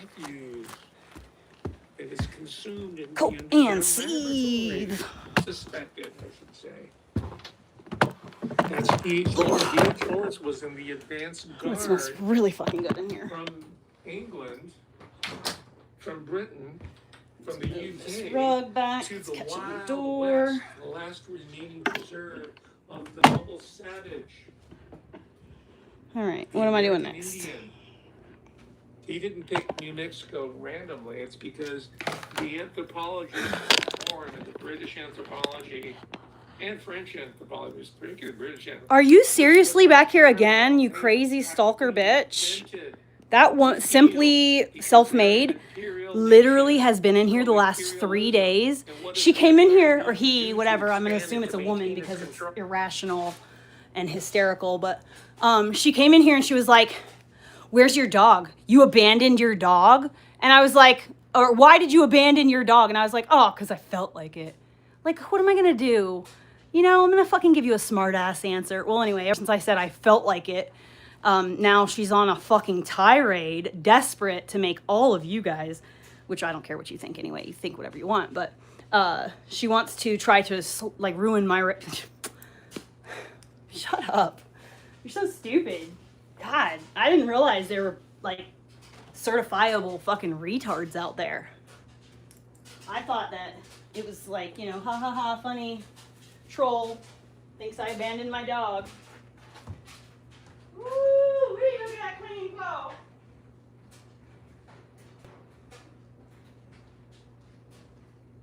Alright, so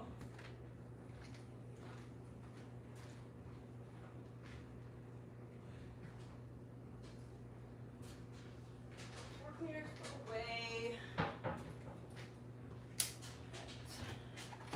I really need to go upstairs and clean up. I think I'll go clean up all the cat throw up.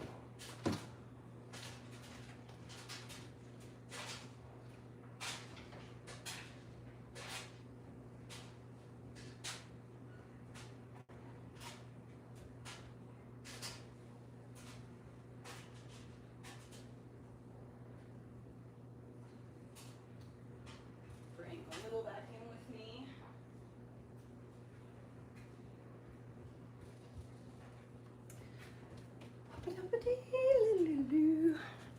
You guys are defending an animal abuser.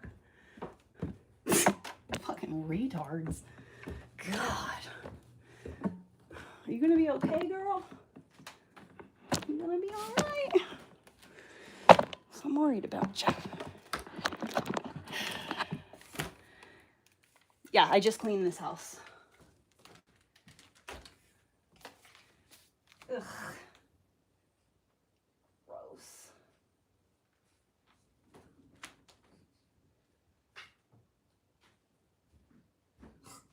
Light. It's nice and warm up here. Wood stove is sending heat up this way. Alright. I'm such an animal abuser. People pay me to house sit their pets.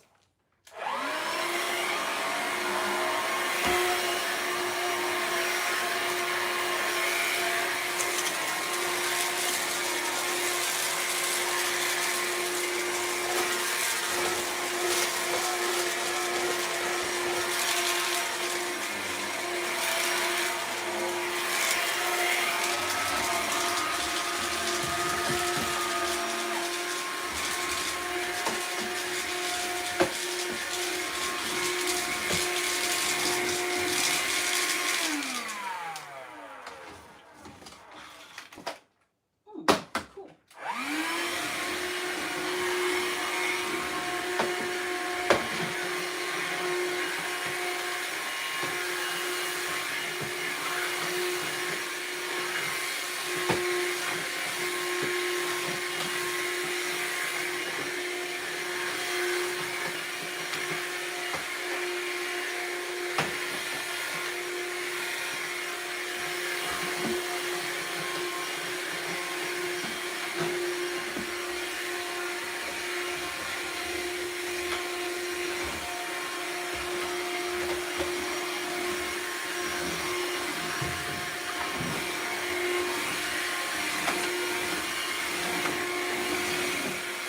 Hey, there's one of these already up here.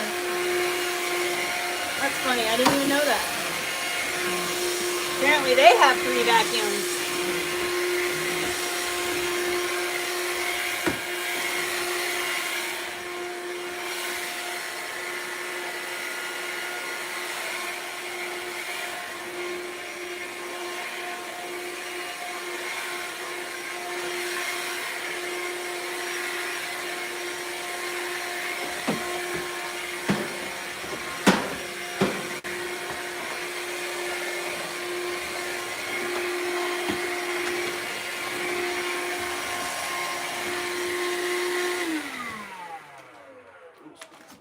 I'll bring it down with me, but I need to get the battery for the other one. Let's trade them out. How do I get this out? I don't remember. Ah, there we go. Swap the batteries out so I can take the dead one downstairs.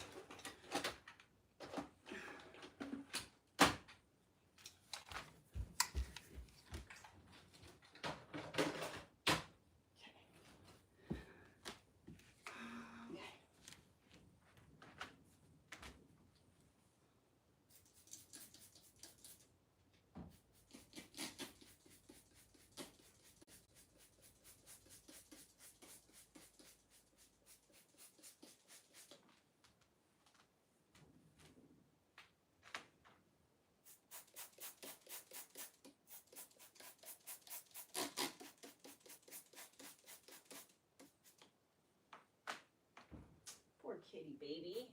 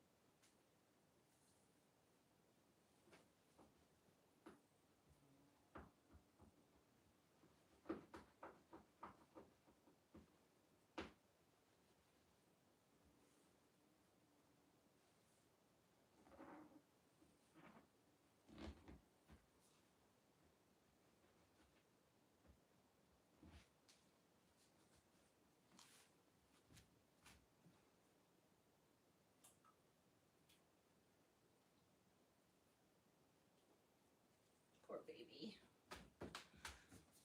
Cat has a bile duct issue. And so if she eats too fast, she throws up. And I didn't clean it up yesterday, so it had dried on the floor. Good job, Heather.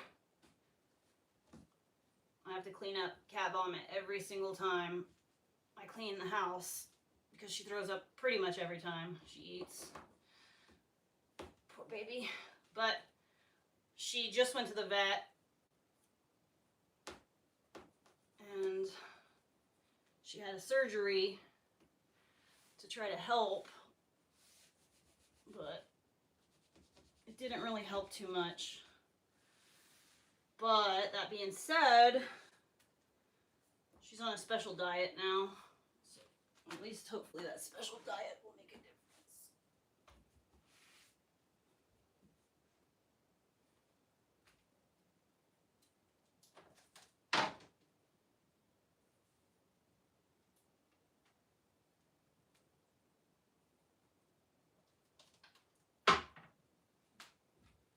All right, cat puke is gone.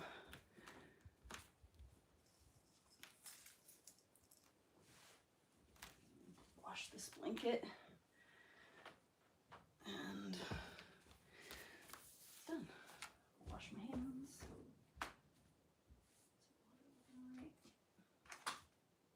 Water's okay.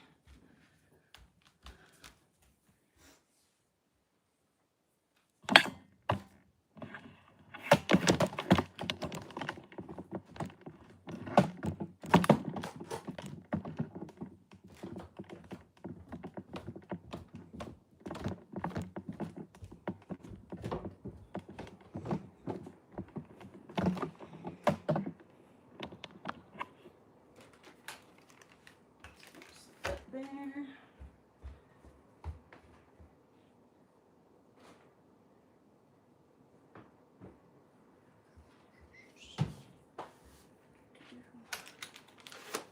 Battery.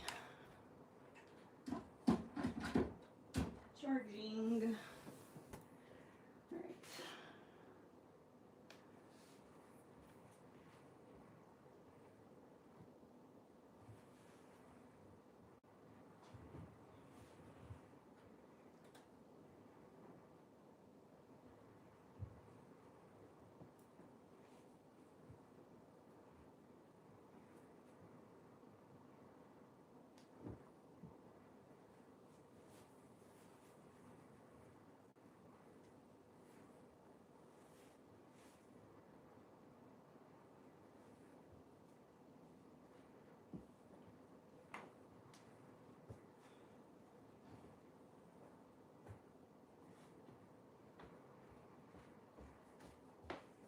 Ah, it's dry. All right, clothes are dry. Let's do that thing.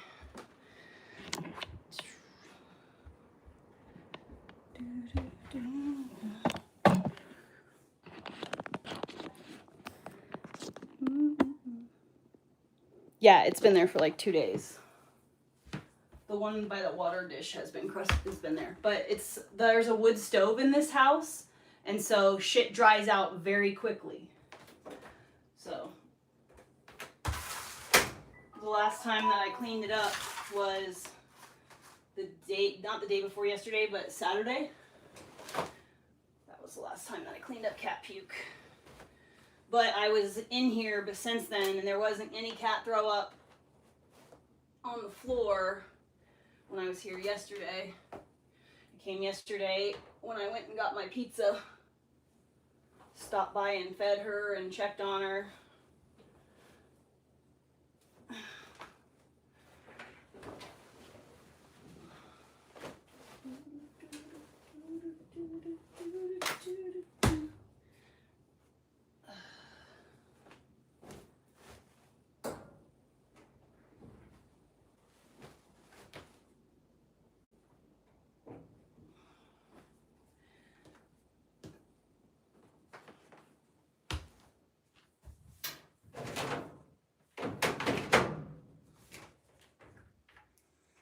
I'm gonna have to go get lunch here in a second. some capacity. I might get like pizza with broccoli on it again. That was so good.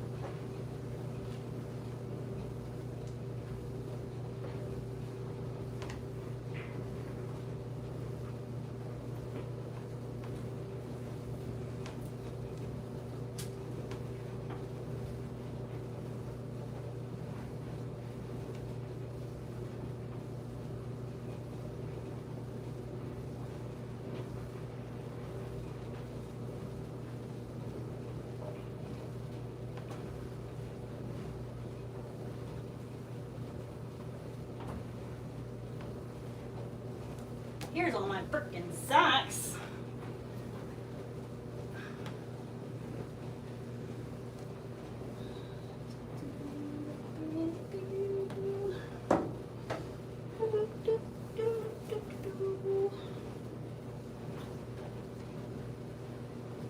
I'll wash these rags another time, another load. I'll worry about that right now.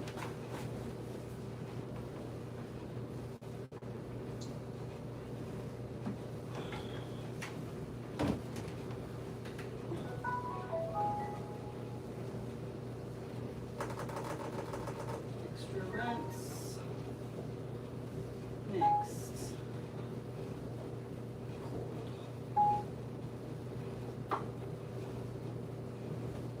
Okay.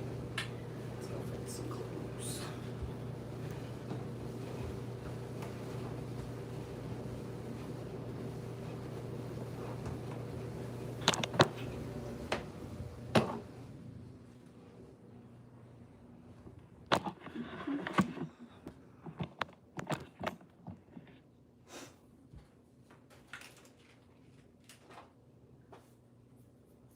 Wash my hands first.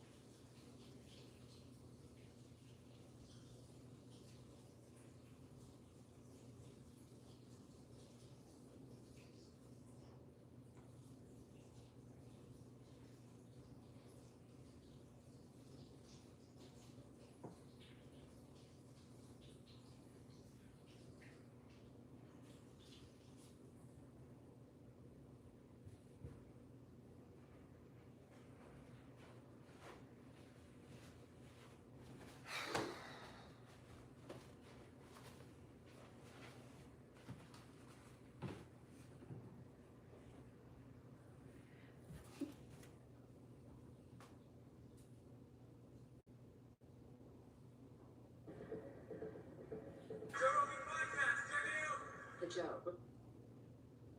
The No, I Don't Think So podcast.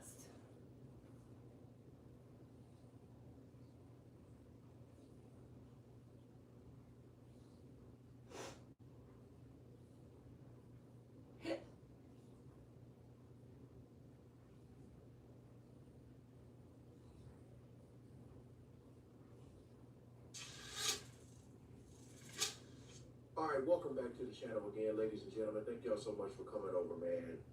I just want to say that I hope that these brothers keep it on the internet or keep it on wax.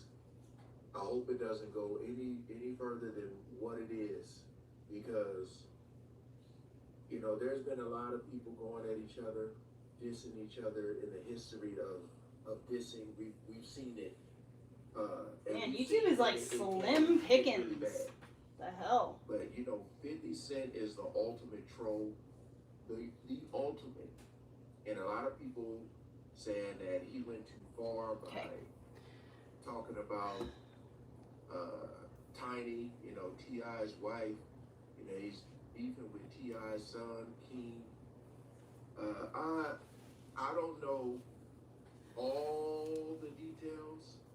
I know it kind of started from, I think, a versus battle they were supposed to do. A lot of people are saying it should be T.I. against Ludacris. But anyway, I think, you know, 50 Cent backed out of it or whatever happened. But T.I. done made a diss track or two.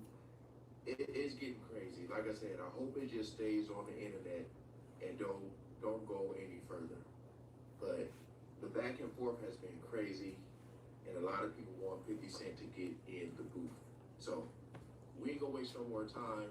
Got this video here from the All Urban Central. I'll leave in the description for you guys to check out more and even subscribe, man. We ain't gonna waste no more time. Let's jump right to it. Each other, man, you know what I mean? I said, you think about that? You wanna do that? I said, yes.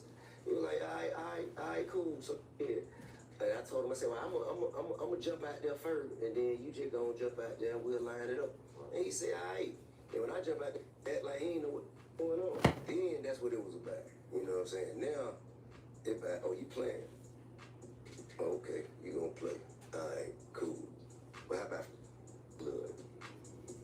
Yo, this 50 Cent versus T.I. situation is getting... It's crazy because you have to bleep out so much with T.I. talking, but it's crazy where I pause and say, because this is where, you know, 50 Cent had posted this picture here, and I mean, hey, the picture was her. This it's not like he created this picture. This was a picture that had been up, because I was like, did he like edit this or something? It was a picture that was up, you know, but real personal now. And honestly, it makes way more sense once you hear T.I.'s side of the story.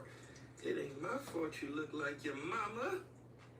So boom, T.I. recently did an interview with Gillian Wallow, and he basically revealed that him and 50 had already talked about doing a versus in real life. Right. While they were back both out in LA handling a movie stuff. According to Tip, he brought the versus idea up to 50 first, and 50 was like, yeah. And T.I. was basically like, yeah, I'll start first. So in T.I.'s mind, this was a real conversation, not just internet trolling. Not just rap talk, an actual discussion. And so first, like, you know, it was really about celebrating each other's catalogs. Man, out back there, bro. This shit, I ain't just call it. T.I. is mad that he can't bite off of the fame that 50 has got right now. Man, shit come out of nowhere. We were moving around in LA, man, selling some TV shows while we were around each other, man. You know what I mean? I said, think about that. Like, you want to do that? I said, yes. He was like, all right, cool. I cannot be bothered to inside out my work shit. I'm gonna jump out there first, and then you just gonna jump out there and we'll line it up. And he said, all right. And when I jump out there, like he ain't know what's going on. Then that's what it was about. You know what I'm saying? Now, it's about, you playing? Okay, you gonna play. All right, cool. But how about fuck all of it? All of it. I don't even want you, man. Cause now I question your character. I kick that, and you know, man, say you don't want to do it. All the other extra lame shit, man. Goofy. So I'm gonna wear this when I get out of the shower. Yeah, years ago we spoke. I'm trying to hurry because I want to take a shower and I want to go get some food and I want to go home. I don't want to stand on stage with you. I brought my knitting with me like I was gonna ever be able to fucking have a moment to knit. And 50 left him. You see, that's what I be talking about. Like when you react to stuff or you're posting vids, you have to edit out so much. A lot of people don't understand that how censored you have to be on YouTube. But basically, you know, if you How censored you have to be on YouTube? I don't censor myself for YouTube. It was cool. Like they were. The only thing I don't do is play they were working copyright on material, but I say whatever the fuck I want. You know. Listen to whatever the you fuck know, I they want that's not reused this copywritten. verse, and then he backed out of And it. YouTube still, And now with I still everything get going on, AdSense, he still ain't got, no respect as long as for I it. don't say the word He don't fuck wanna share in the stage first like with 2 or 3 minutes of the video will be monetized. Yeah. I don't understand why And people that's say why that the all the whole time. thing Like, I feels listen to different. Epstein Because stuff, from talk T.I.'s about perspective, Israel. This ain't just jokes. I never get just like 50 penalized by played 'em. YouTube. Now let's rewind for context, because when T.I. first started pushing the verses Like, idea they never take publicly, away my 50 monetization didn't for really that. entertain it. Instead, 50 responded in the classic 50 fashion, trolling. He was posting to stay away from me, energy memes, and basically started clowning the whole idea. And if you know 50, then you already know he might not always respond like a rapper, but he will respond like the king of petty. It's come to my attention that everyone's calling me a troll. Some said even king of trolls. First of all, I'm flattered, but I'm done with all that. I would never do a deal with DoorDash and quite literally deliver beef when millions of people are watching. I mean, who would do something like that? Delivering quality beef, it's more of an art than science. Don't want to be too obvious. It's all about timing. And I'm always on time. No matter what kind of beef you have going on this weekend, remember DoorDash delivers. Oh, it's Chuck Holmes. What a coincidence.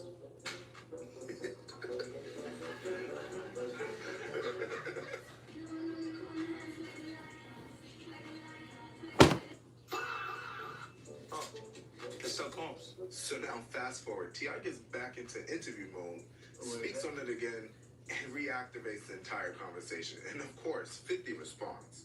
But this time, he takes it all the way there. That was pretty. How did I keep pausing on this part?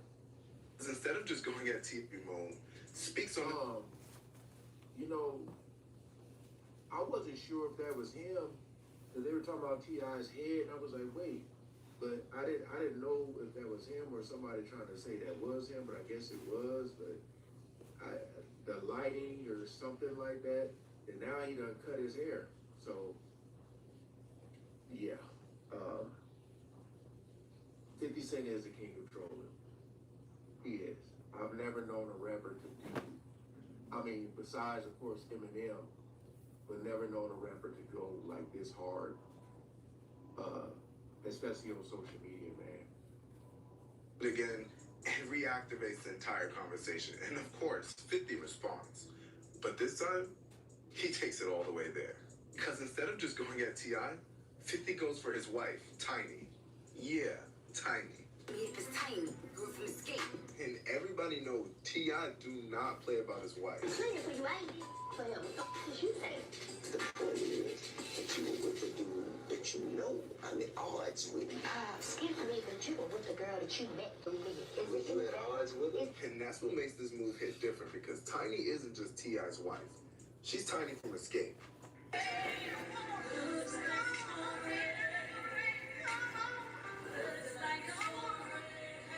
You're gonna get me copywritten by playing this garbage. Come on, what are you doing? Why do we care about T.I. and Tiny? What button to press, and he knows what will trend. He knows. Hello everybody. Kanye West has a trial starting this week. I don't know how this slipped over my radar, but shout out to Andy Popcorn Planet, and also shout out to Emily Hagen. Emily knows everything. Our paths have crossed now several times, Emily, and she is over there. She's going to court every day, it just started yesterday. So let's catch up on the TLDR, what's going on with Kanye West? Why is he in court this week? Okay, so let's start here. People magazine article, Kanye West faces court battle over Malibu mansion as ex-employee seeks $1 million in unpaid wages. Tony Saxon first filed suit against Kanye in December 2023, alleging disability discrimination.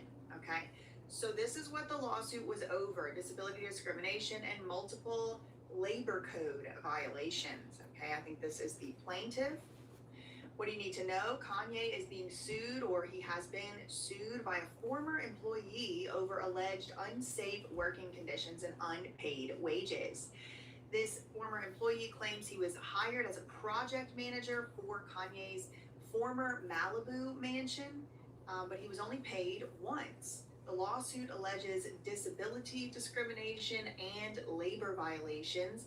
with the plaintiff seeking over $1 million in damages. Jury selection was slated to begin yesterday, February 23rd.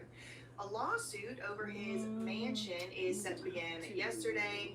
It was first filed in September 2023. So this is 2.5, almost 3-year-old lawsuit. It has been going on in the back end before trial, or I guess in the front end, whatever, but before trial. The lawsuit claims that Kanye subjected this former employee to unsafe and hazardous working conditions, disability discrimination, unpaid wages, and reimbursements, unpaid reimbursements, and wrongful. Man, I have been looking for these termination. pants. Kanye West, who goes by Ye, purchased this Malibu, California home in 2021 for $57 million. Holy shit. He has since stripped all of the interior fixtures and fittings. In August 2024, Selling 57 million, Sunset's that's a lot of money. Jason Oppenheim, whose brokerage sold the property, confirmed to This People when I Magazine leave that it was for the an escrow. shower. Tony Saxon, a California resident, says he was hired as a project manager for the property in September 2021. According to the initial complaint obtained by People, he said he was allegedly hired to act as also full-time security and a live-in caretaker for the property. And this is where it starts to get a little bit cuckoo. He claims he was supposed to be getting paid $20,000 a week, not a month. That's $80,000 a month. For what? To be the full-time security of the property and to be a caretaker of the property? That's a lot. But I don't know. Look, I don't run in these circles, so I don't know what rich people are paying out here. Saxon claims he only ever received one payment of $20,000. I mean, like, some people, like, kind of make that in a year type of thing. Like, that's a lot of money. Additionally, I mean, that is on the low end. I think, like, the average salary for people is above that, but that's a lot of money. I made less than that last year. Okay, finding empty spaces on the ground. Okay, hold on. He claims he only received one payment. He alleges he was forced to sleep in makeshift conditions. Okay, ever since I found out this man was making $20,000 a week, I feel a lot less bad. You got $20,000, go get you a sleeping bag. Order you a bed. The person's, Kanye West is supposed to what?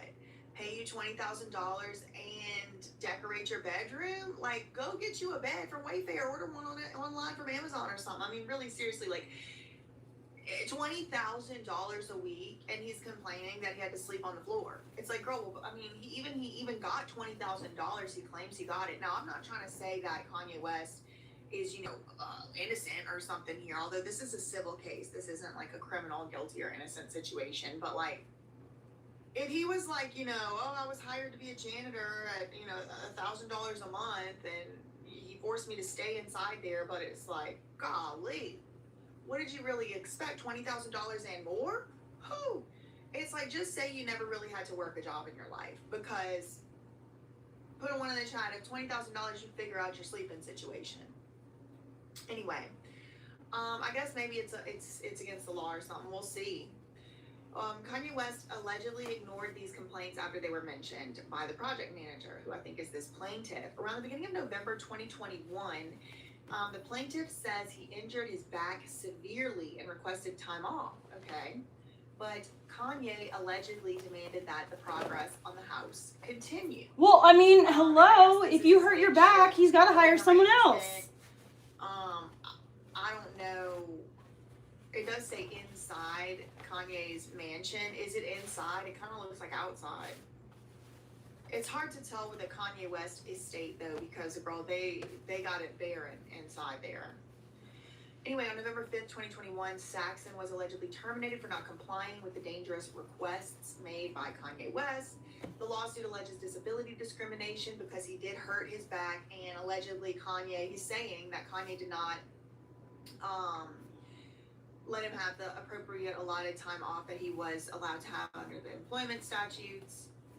He's being represented by attorneys Ron Zambrano and Nima Ramani. I like Ron. I'm not sure about this Nima guy. He's kind of sus to me. That's just my opinion, but I don't know. We'll see. One of these sucks. I wonder where the other one went. Published on behalf of the firm, or maybe by the firm on behalf of the plaintiff. Saxon says he is owed more than $1 million in unpaid wages and loss of earnings. According to his complaint, he is also seeking compensation for medical expenses and emotional distress. Tony, this guy, the plaintiff, has been waiting for 2.5 years for his day in court, and he is looking forward to telling his story to a jury. This is the first time Kanye will be testifying in a courtroom. The public will be able to draw their own conclusions as to who is telling the truth. Well, I don't think we are going to be able to draw our own conclusions because I don't think it's going to be televised. According to court records reviewed by People magazine, the jury trial began yesterday. The judge was Judge Brock T. Hammond, presides over the case. Kanye's attorney they reached out to, he didn't respond. In January, Kanye filed a lawsuit against Saxon also and his lawyers, claiming that they wrongfully put a $1.8 million lien on Kanye West's property. This mechanics lien, January 2024, to secure compensation for his work. A mechanics lien is usually filed by an unpaid laborer, a contractor, or a supplier as a hold against the property. If the party remains unpaid, it can prompt a foreclosure sale on the property. So they might end up forcing a sale on Kanye's mansion. Now, that's all fine and good, but I want to show y'all Emily Hagan. Emily Knows Everything's Instagram. She's over there at the court. Okay, so yesterday, Kanye and Bianca got a warning from the judge, a warning about their wardrobe, because you know she don't wear no clothes. Kanye and wife get warning from the judge to wear appropriate clothes. Kanye and his wife have been warned to comply with the court's dress code during the trial. West is involved in a lawsuit filed by a former employee as they enter the 12-day trial, so it is supposedly scheduled to last about 12 days. And you can always give or take on those days because, you know, you can't really hold people strictly to it. You do have to have a fair trial, so it's about 12 days is what they are predicting that this should last that long. The court has issued strict warnings that everyone must refrain from wearing sunglasses or hats to avoid any drama during the legal proceedings. According to a report, the judge issued this stern warning to not only Kanye, but also Bianca to comply with the dress code. He cautioned anyone who fails to follow the basic rules of legal proceedings will be removed from the trial. The judge also specifically stated no one is allowed to wear sunglasses or hats to legal proceedings. He added that he aims to keep them drama-free, these proceedings. Earlier in the conversation, Bianca addressed the criticism that she usually receives for sporting nude and daring looks. She said, I had quite an obvious obsession with nudity. I was naked everywhere. I didn't detach from it at any point. I consistently showed the same imagery over and over and over again. I live my artwork. Okay, girl, well, we don't want to see the artwork. We want to see clothes if you're going to come out in public. Okay, thank Lunch so She bad. I clarified should that probably the take a nude is shower her now. choice, not something forced on her by her husband. Me and my husband would work on my outfits together. She wasn't wearing outfits. She was wearing undergarments. If that. So it was like a celebration. Okay, whatever. Okay, let's go to Emily Knows Everything. And she's going to talk. Should probably leave this wood stove and let it cook down on its own. Put the rocks back.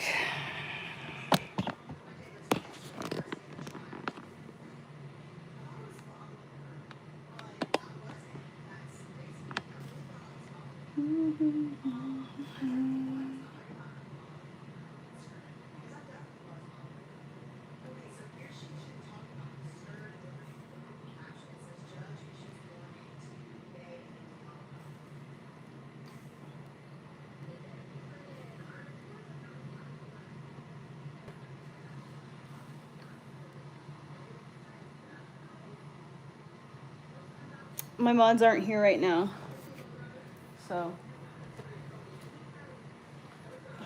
just gotta deal with it. Unfortunately.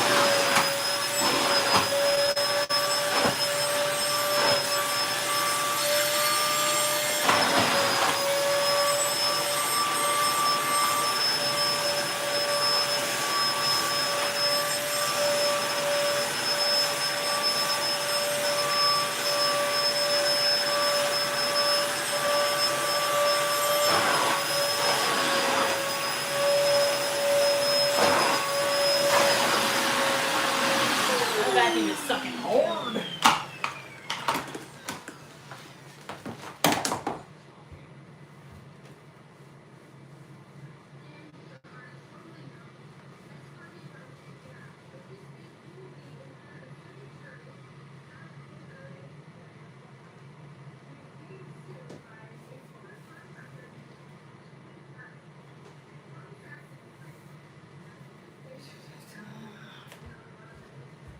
I am hungry.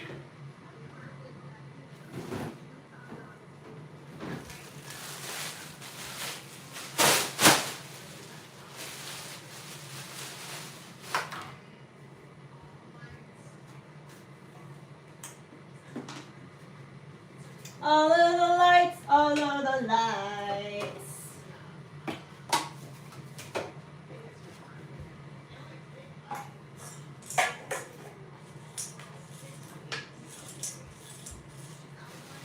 My son was shooting BBs at this can. There's a BB in there.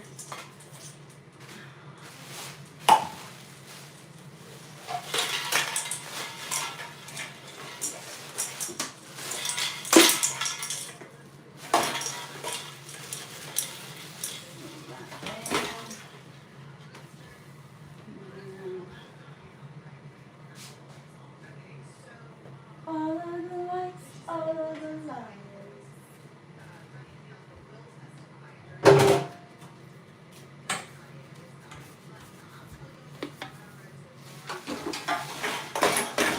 All right, now what? Let's just put the bathroom back together. A jury is just not going to be sympathetic to this $20,000.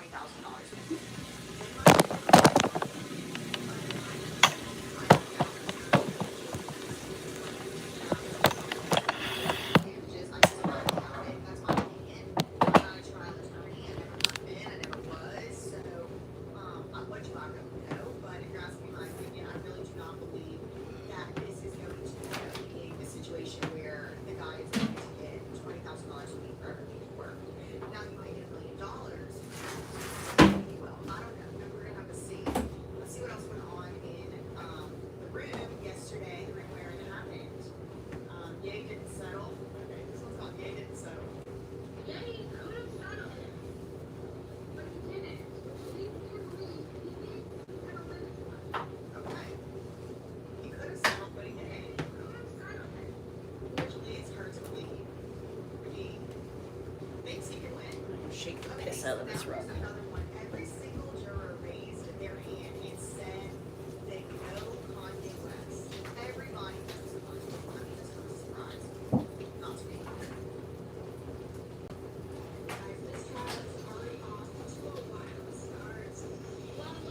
This was yesterday.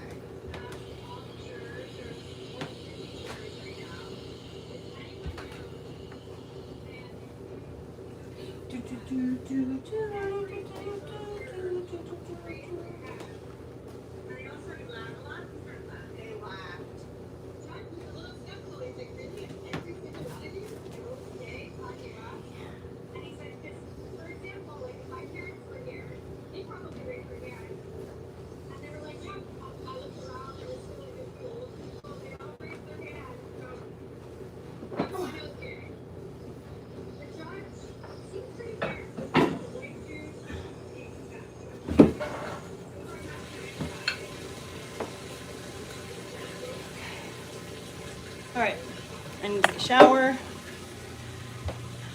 Okay. Kanye West is famous. The famousest. She said that is why he can make all them other be famous. That was funny. She's funny. Okay, All right. so I'm gonna skedaddle. I'm gonna go take a shower really quickly. No, this is a house that I am house sitting for / cleaning. It's a job. My friend's house. This is the Stanley Moss. Anyway, I'm gonna skedaddle. I'm gonna go take a shower, wash my hair, and then I will. Let me get my stuff ready first. So then when I'm out of the shower, I can just go home. But I actually have to stop by the store and get propane, and I have to get. Oh, want dinner. I need food.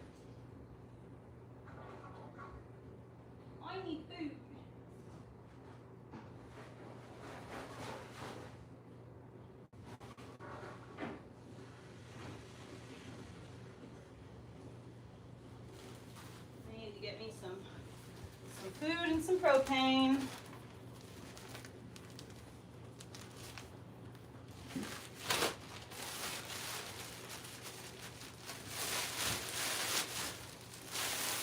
Oh wait, my fucking, oh no. My fucking stuff is still in the dryer.